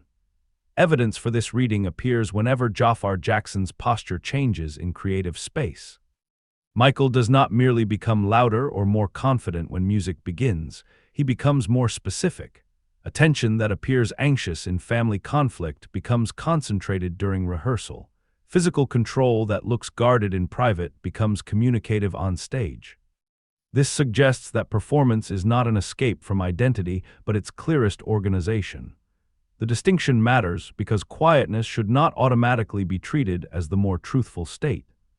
Biographical films often imply that the private person is real and the public performer is constructed. That hierarchy can be misleading. Every social environment asks for a version of the self. A musician may feel more honest inside a demanding performance than in an interview, office, or family argument. Michael's stage identity could therefore represent expansion rather than concealment. His creative decisions support that interpretation. He does not passively receive a visual brand designed by others. The film shows him thinking across sound, choreography, costume, camera, and audience. He understands that popular music can be experienced through the body and image as well as recording. The famous silhouette is constructed, but construction does not make it false. Art is created through selection and control. A painting is not dishonest because every mark was chosen. From this angle, perfectionism is not merely Joe's pressure surviving inside Michael, it is also craftsmanship. The childhood environment may have shaped the intensity of his discipline, yet the adult artist gives that discipline a different purpose. Joe uses repetition to enforce obedience and secure opportunity. Michael uses it to discover an effect and communicate an idea. Similar behavior can carry a different moral and emotional meaning once its ownership changes. This counterreading also offers a stronger defense of the film's boundaries. Michael may not be attempting to summarize an entire disputed legacy. It may be studying the formation of an artist through the period in which his creative language reached global clarity. Ending before the later controversies can then be understood as focus rather than denial. A film about Picasso's early development would not become invalid merely because it did not cover every later moral dispute. Scope is not the same as absolution. The title creates an expectation of completeness, but no biography can contain a full person. Every version selects a beginning, endpoint, and causal pattern. Michael chooses childhood discipline, family obligation, racial barriers, artistic collaboration, and professional control. Those subjects are substantial enough to justify a feature. Demanding that this single installment settle every argument about Jackson could produce a film that mentions everything and understands nothing. State involvement also looks different under this reading.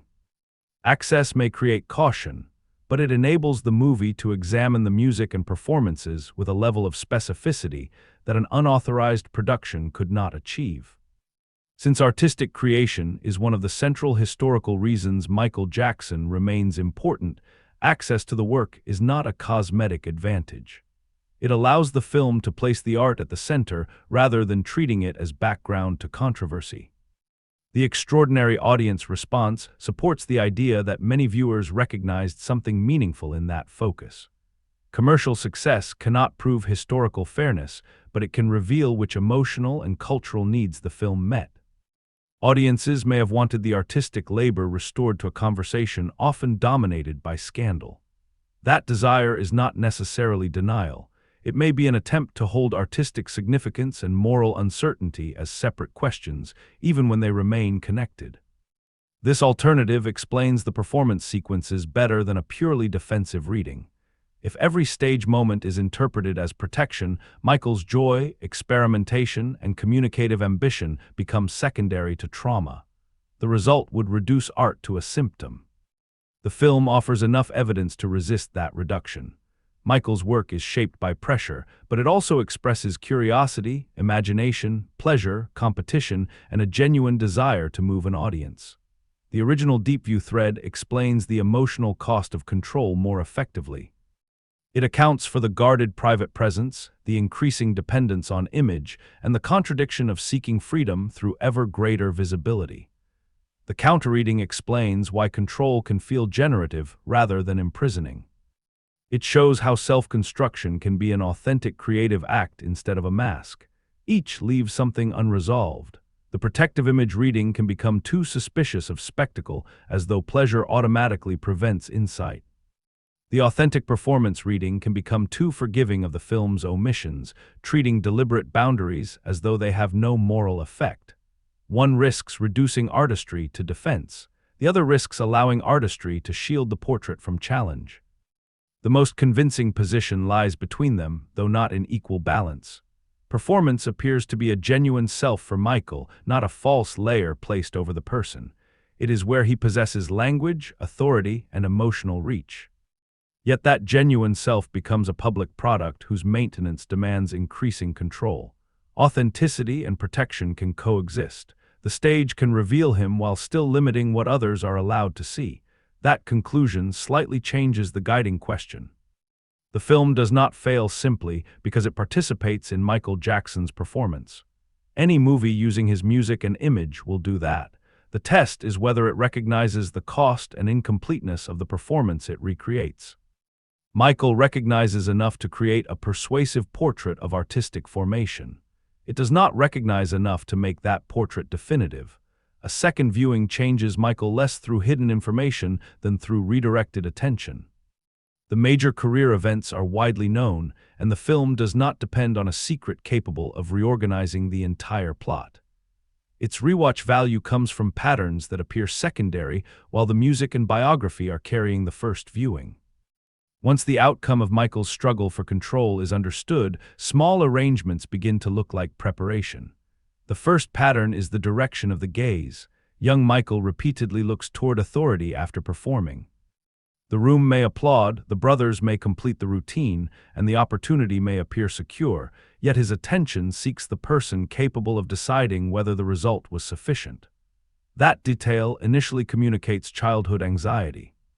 On a rewatch, it becomes the starting point of a larger reversal. As Michael's power grows, other people increasingly look toward him before acting. Musicians wait for creative direction.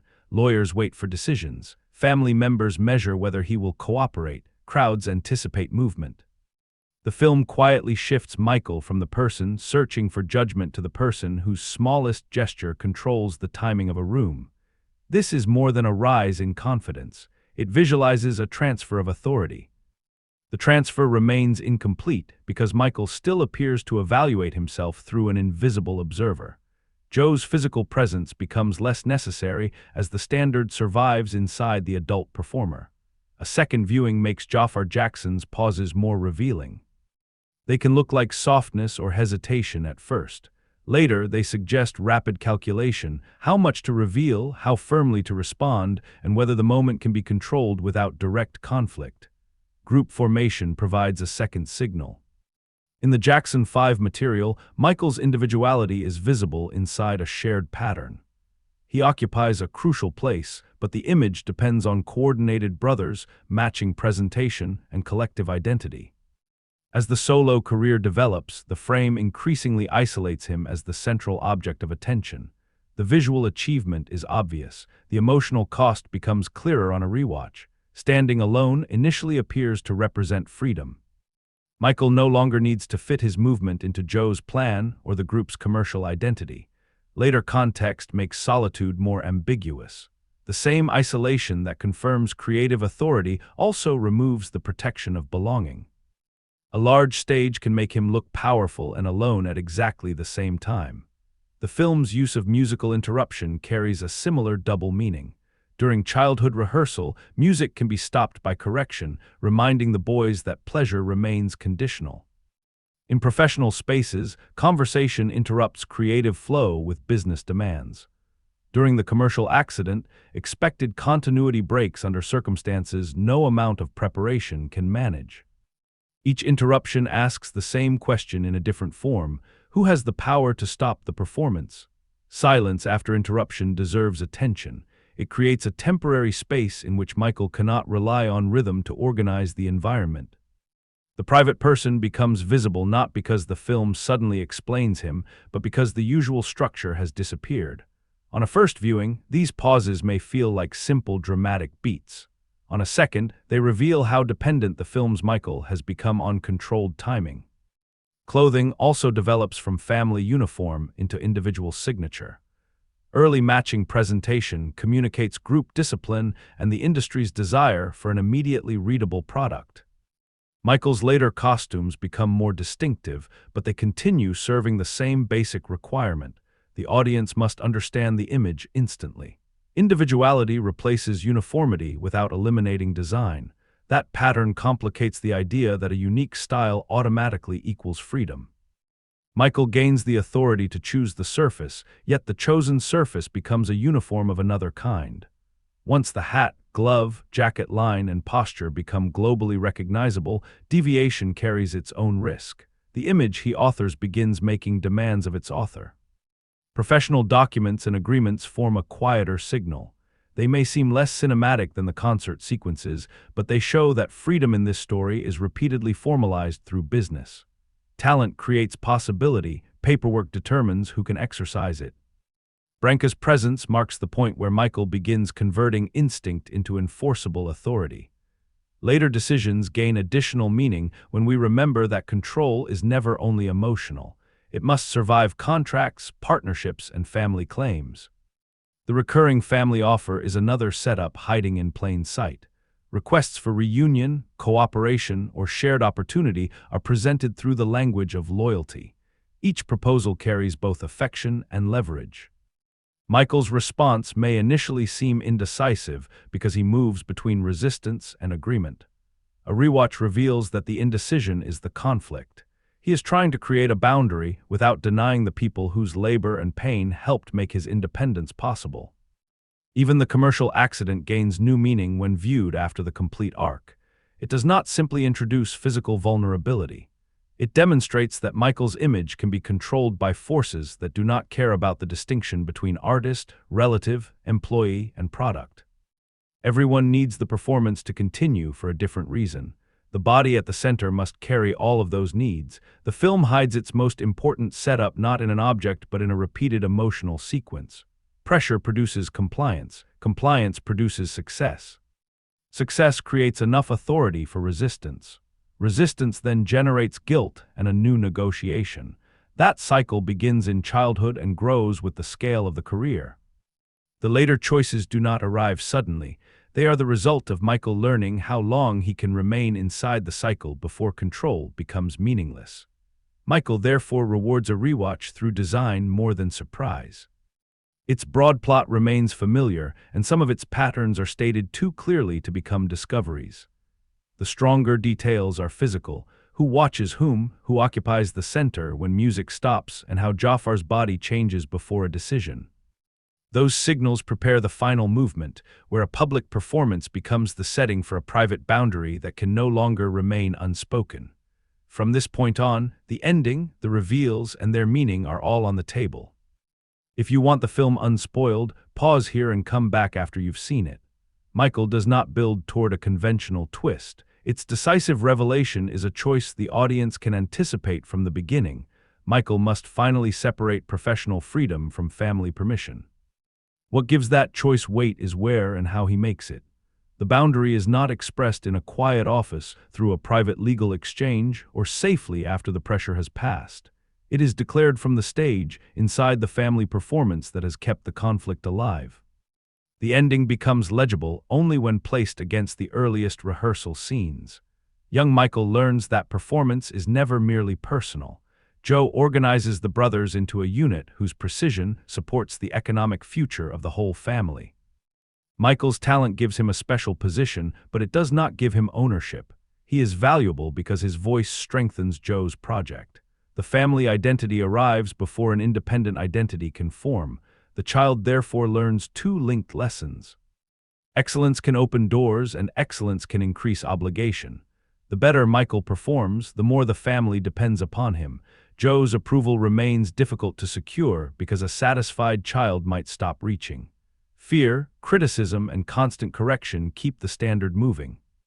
Michael's eventual command of a stage grows from this system, but so does his inability to believe that success has ever become sufficient.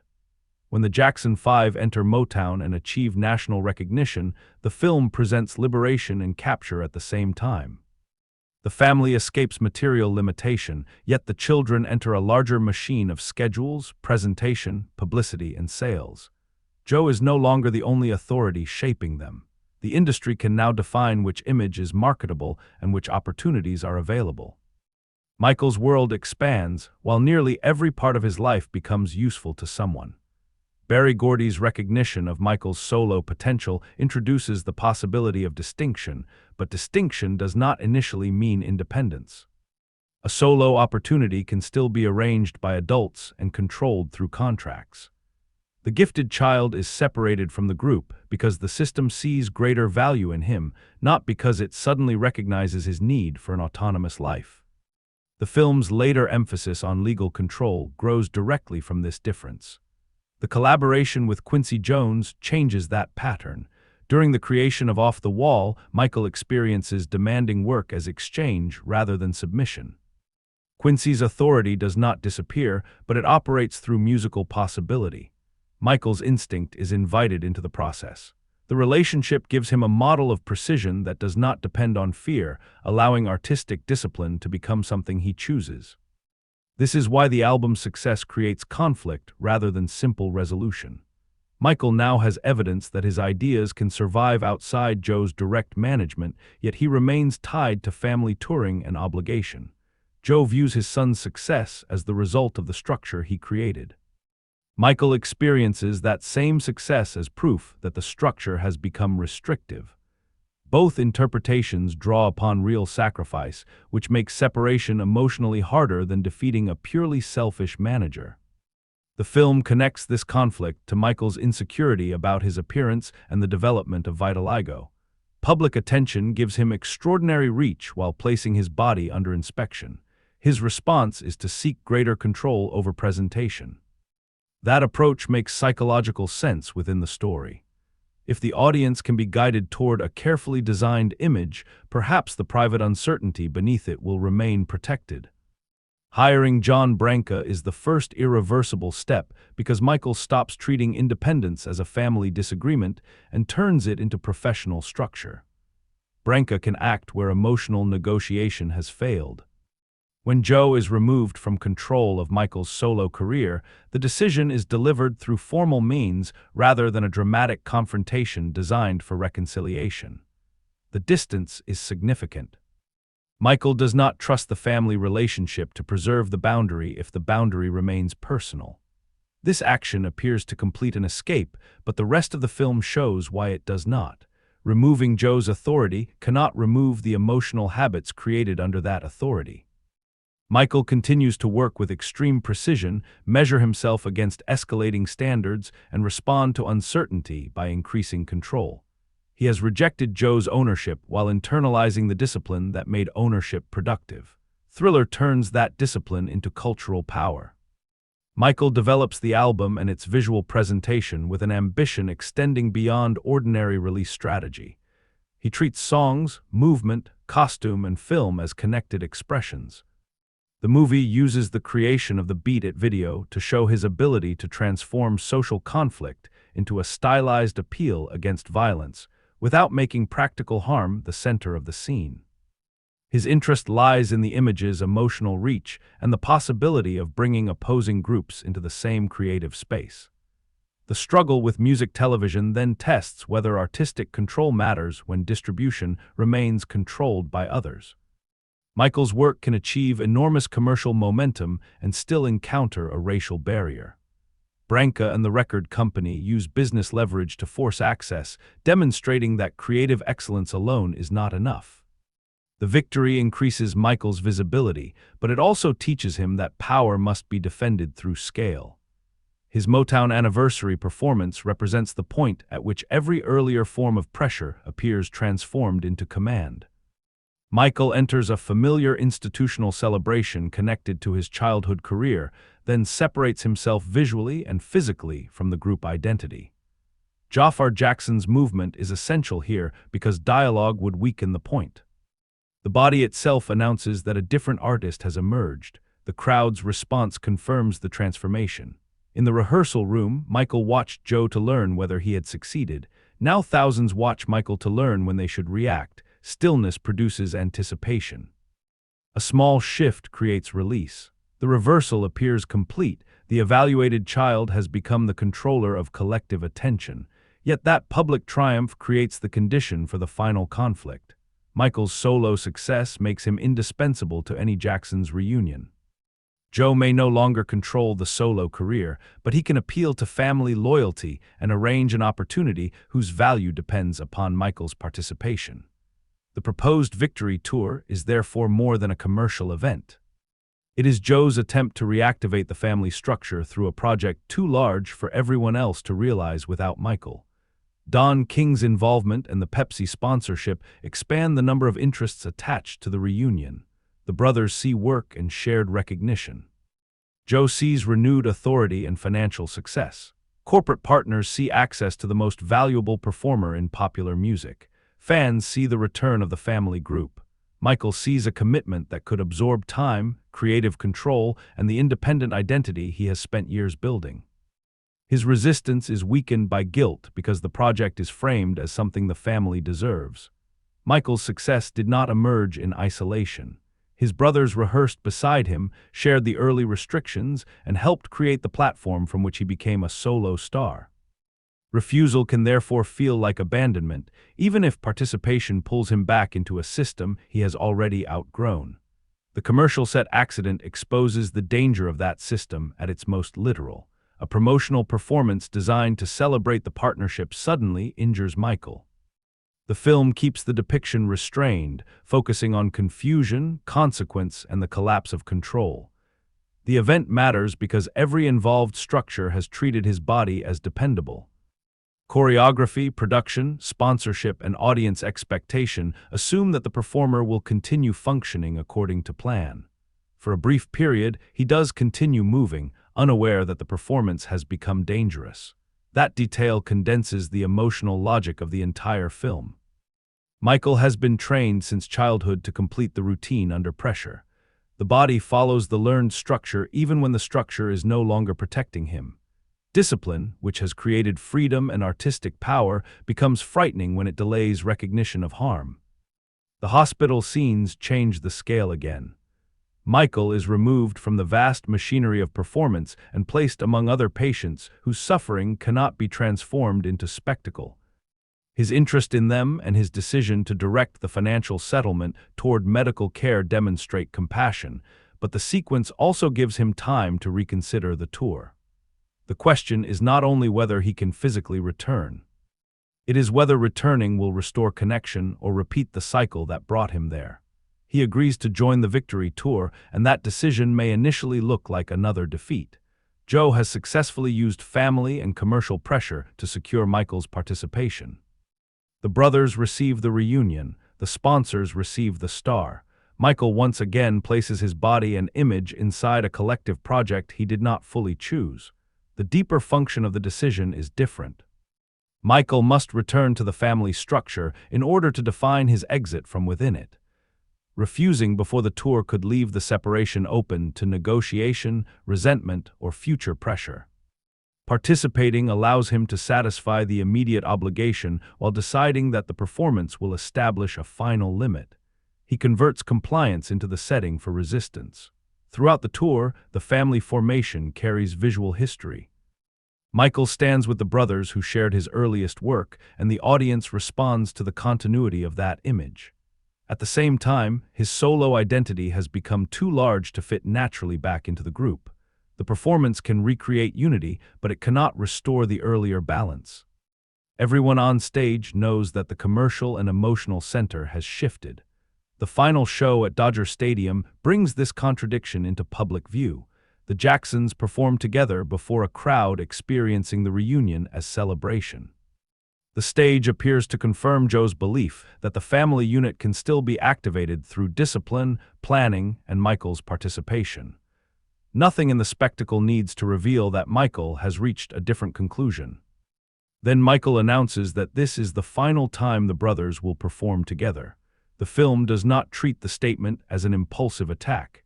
It is a boundary expressed with the same public clarity that has defined his artistic identity. Joe's family project began by turning private discipline into public success. Michael ends the project by using public success to enforce a private decision. The location makes the choice irreversible. A boundary spoken only to Joe might be challenged, reframed, or absorbed into another negotiation. Spoken before the brothers and the audience, it becomes part of the performance record. Michael uses the stage not to conceal his private intention, but to make that intention impossible to ignore. Performance becomes the language through which he finally communicates what ordinary family conversation could not secure. This choice completes the central arc without healing it. Michael gains professional separation, but the announcement carries emotional damage. His brothers have shared the tour and are forced to absorb the decision inside its final celebration.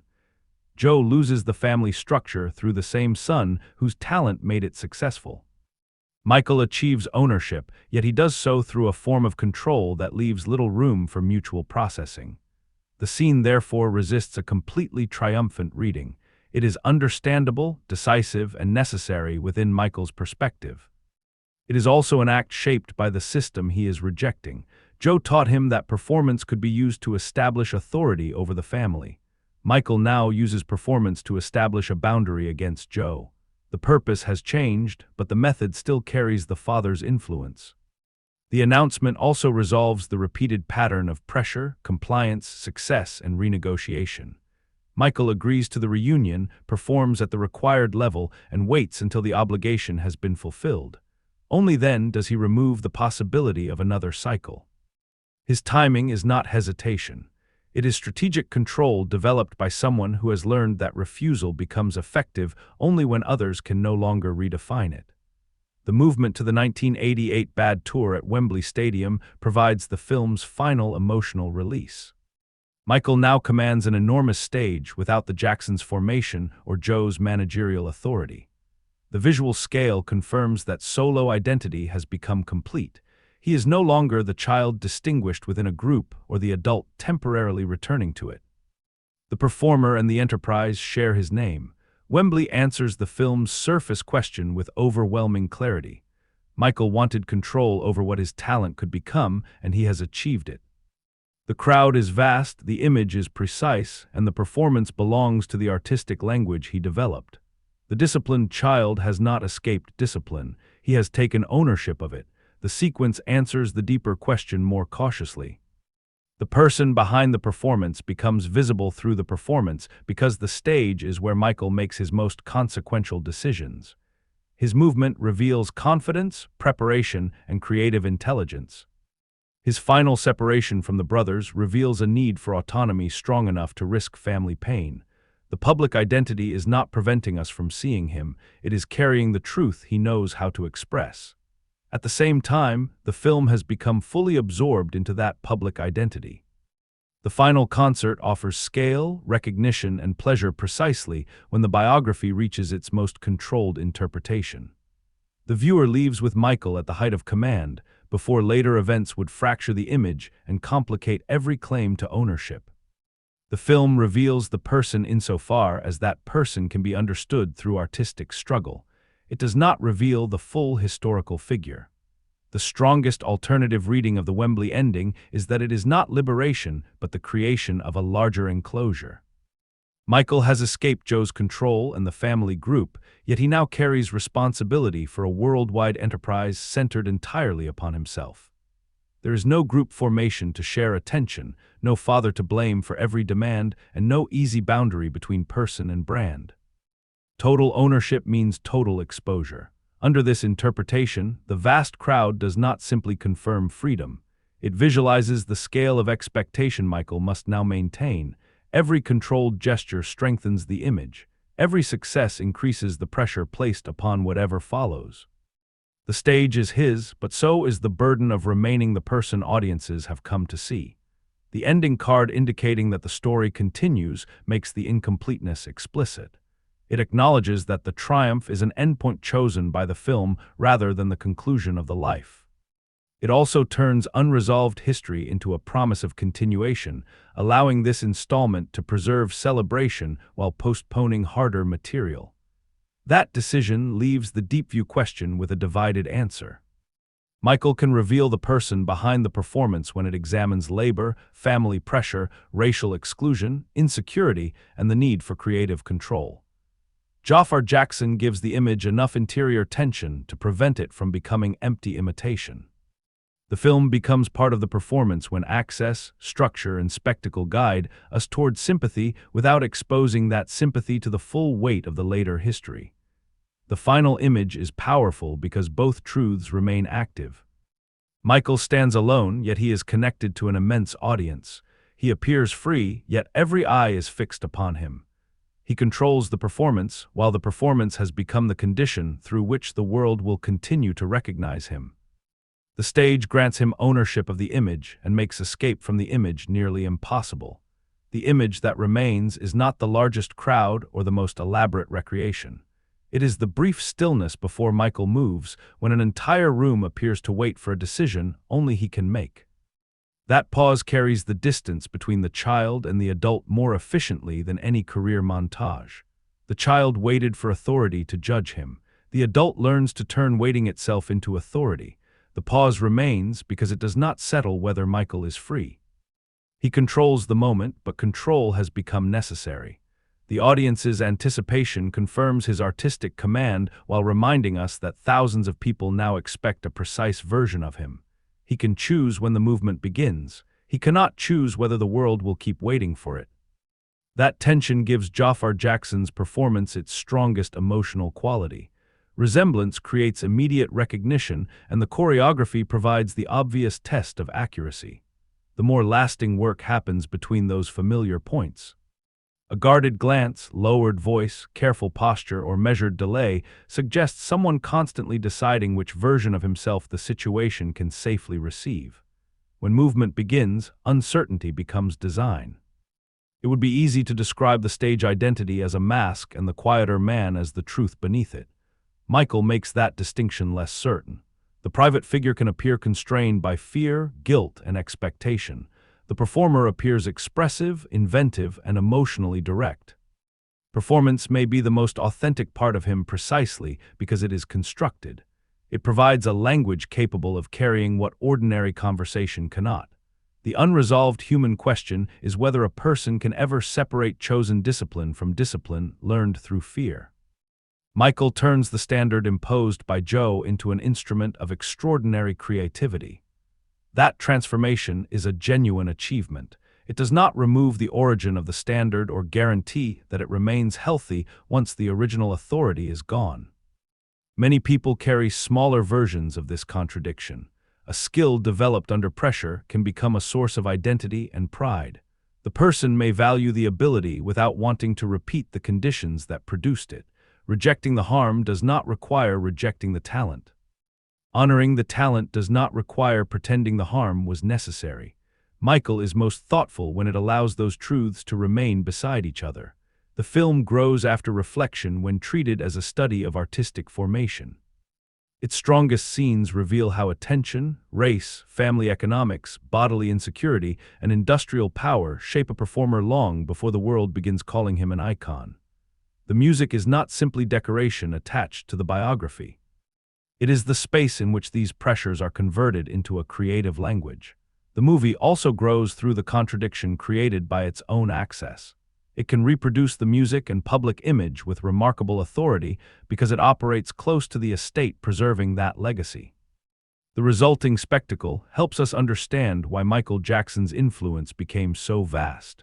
The same proximity encourages caution around material that might destabilize the preferred portrait.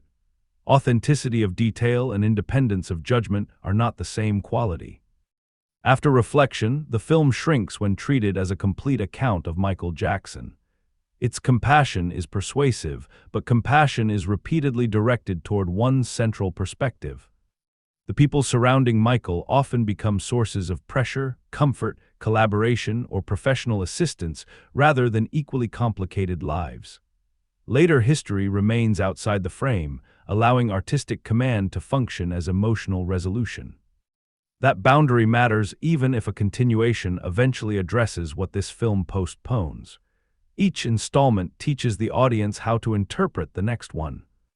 By first establishing Michael as a gifted and vulnerable person acted upon by family, industry, prejudice, injury, and public scrutiny, the film creates a powerful structure of sympathy.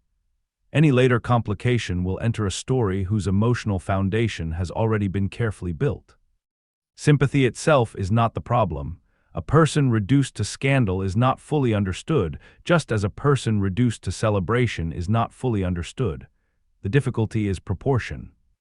Michael restores artistic labor and human vulnerability to the picture, but it does not yet place them inside a frame broad enough to hold every serious contradiction. The film's commercial success demonstrates how strongly its chosen emphasis connected with audiences. The music remains globally familiar, but familiarity alone cannot sustain a dramatic feature. Jaafar supplies the emotional continuity that allows viewers to move from childhood discipline to adult command without feeling that they are watching several disconnected imitations. His performance gives the spectacle a human center. Colman Domingo provides the essential opposing weight. His Joe is forceful without becoming a single-note villain. The film recognizes the urgency created by economic limitation and racial exclusion while refusing to make those conditions erase the fear inside the family. The character is most effective when protection and exploitation become difficult to separate. Joe believes he is building opportunity, and the results give him evidence.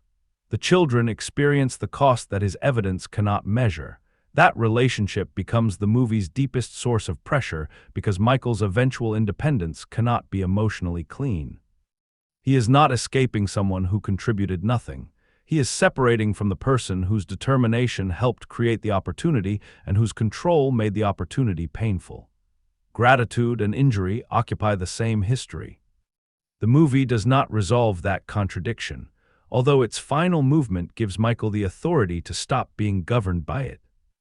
The guiding question asked whether a film built around Michael Jackson's transformation into a global performer could reveal the person behind the performance without becoming part of the performance itself. The answer is not a simple yes or no. The film reveals a person through the discipline, vulnerability, imagination, and need for control embodied in performance. It becomes part of the performance whenever recreation supplies emotional certainty that the wider history cannot support. Perhaps that divided answer is unavoidable. Michael Jackson's public image was not an artificial surface that could simply be removed. It was a major creative work, a commercial structure, a source of power, and a barrier around private uncertainty. Any film representing him must enter that construction. The responsibility is to make the construction visible. Michael does that successfully in its best moments. The young performer watches authority. The adult artist redirects attention. The family group becomes a solo silhouette. Music moves from an object of discipline to a language of control. These changes create a coherent reading of artistic growth, even when the biography around them remains selective. The personal score is 7 out of 10. That score reflects a film with major strengths, clear limitations, and enough genuine insight to rise above a simple catalog of famous moments. It recognizes the quality of the central performance, the scale of the reconstruction, and the thoughtful connection between childhood pressure and adult precision. It also accounts for the restricted historical frame, compressed supporting relationships, and the way spectacle sometimes answers questions that the drama should have explored more deeply. The greatest achievement is Jaafar Jackson's ability to make recognition serve character. He satisfies the unavoidable physical demands of portraying Michael Jackson without allowing resemblance to become the entire performance. His shifts in posture, energy, timing, and vocal presence create a credible link between guarded private behavior and commanding public expression. He gives the film a person to examine, even when the screenplay prefers the safer interpretation of that person. The musical sequences are nearly as important. Costume, movement, cinematography, editing, design, and sound work together to restore the scale of performances often encountered today as isolated archive clips. The film reminds us that these moments were not simply famous because history later selected them. They were constructed to seize attention through exact creative decisions. The limitation most affecting the score is the portrait's protective boundary. A focused story about the rise to the bad era can be artistically legitimate, and the film does not need to resolve every later dispute to make its early history meaningful. Still, the emotional presentation often suggests greater completeness than the selected period can provide. The result is a strong account of formation that occasionally presents itself as an understanding of the whole person. The compressed screenplay creates a related weakness. The brothers, Catherine, Quincy, and other figures contribute essential forms of pressure or support, but several are given less interior life than their importance deserves. More space inside those relationships could have revealed Michael through genuine disagreement and affection rather than primarily through career milestones. 7 out of 10 is a personal measure, not an objective calculation. Viewers who value performance recreation, musical history, family drama, and Jaafar Jackson's embodiment may reasonably rate it higher. The emotional impact of hearing familiar music at theatrical scale and watching major performances reconstructed can outweigh the narrative caution, especially for audiences who approach the film as a celebration of artistic achievement. Viewers seeking an independent, comprehensive examination of Jackson's complete life may connect less strongly. Their reservation is fair.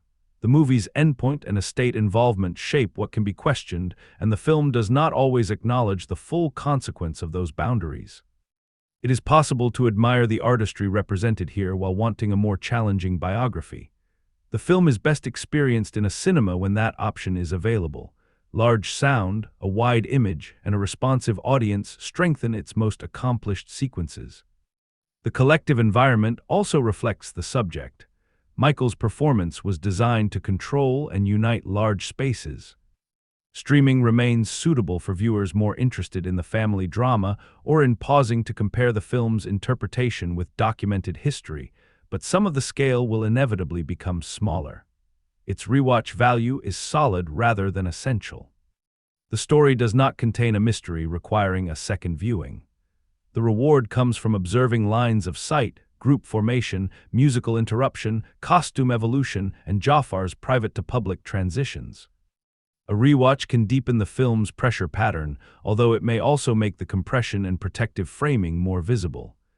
As a selective recommendation, Michael works best when described honestly. It is a polished, emotionally accessible, performance-centered biopic with a convincing lead and exceptional cultural recognition. It is not the final word on Michael Jackson, and it should not be treated as neutral history simply because many recreated details are accurate. It offers a valuable view through a controlled lens. The most productive response is neither automatic celebration nor automatic rejection.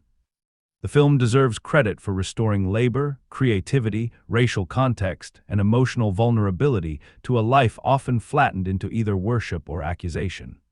It also deserves scrutiny for the history it postpones and the sympathy its structure carefully protects. Two questions can carry that conversation forward. Do you see Michael's stage identity as his truest form of self-expression, or as the strongest shield he built against private uncertainty? And did the decision to end the story in 1988 create a focused and satisfying film, or did it leave too much outside the frame for the portrait to feel complete? If this analysis gave you a different way to view Michael, you can like the video and subscribe to Cinema Deep View for more film essays built around what the story shows, what the craft creates, and what the finished movie leaves unresolved. Share your interpretation in the comments with the same fairness the film demands from us. Thanks for watching, and until the next deeper view, keep questioning the image as carefully as you admire it. Cinema Deep View, look closer, and the movie changes.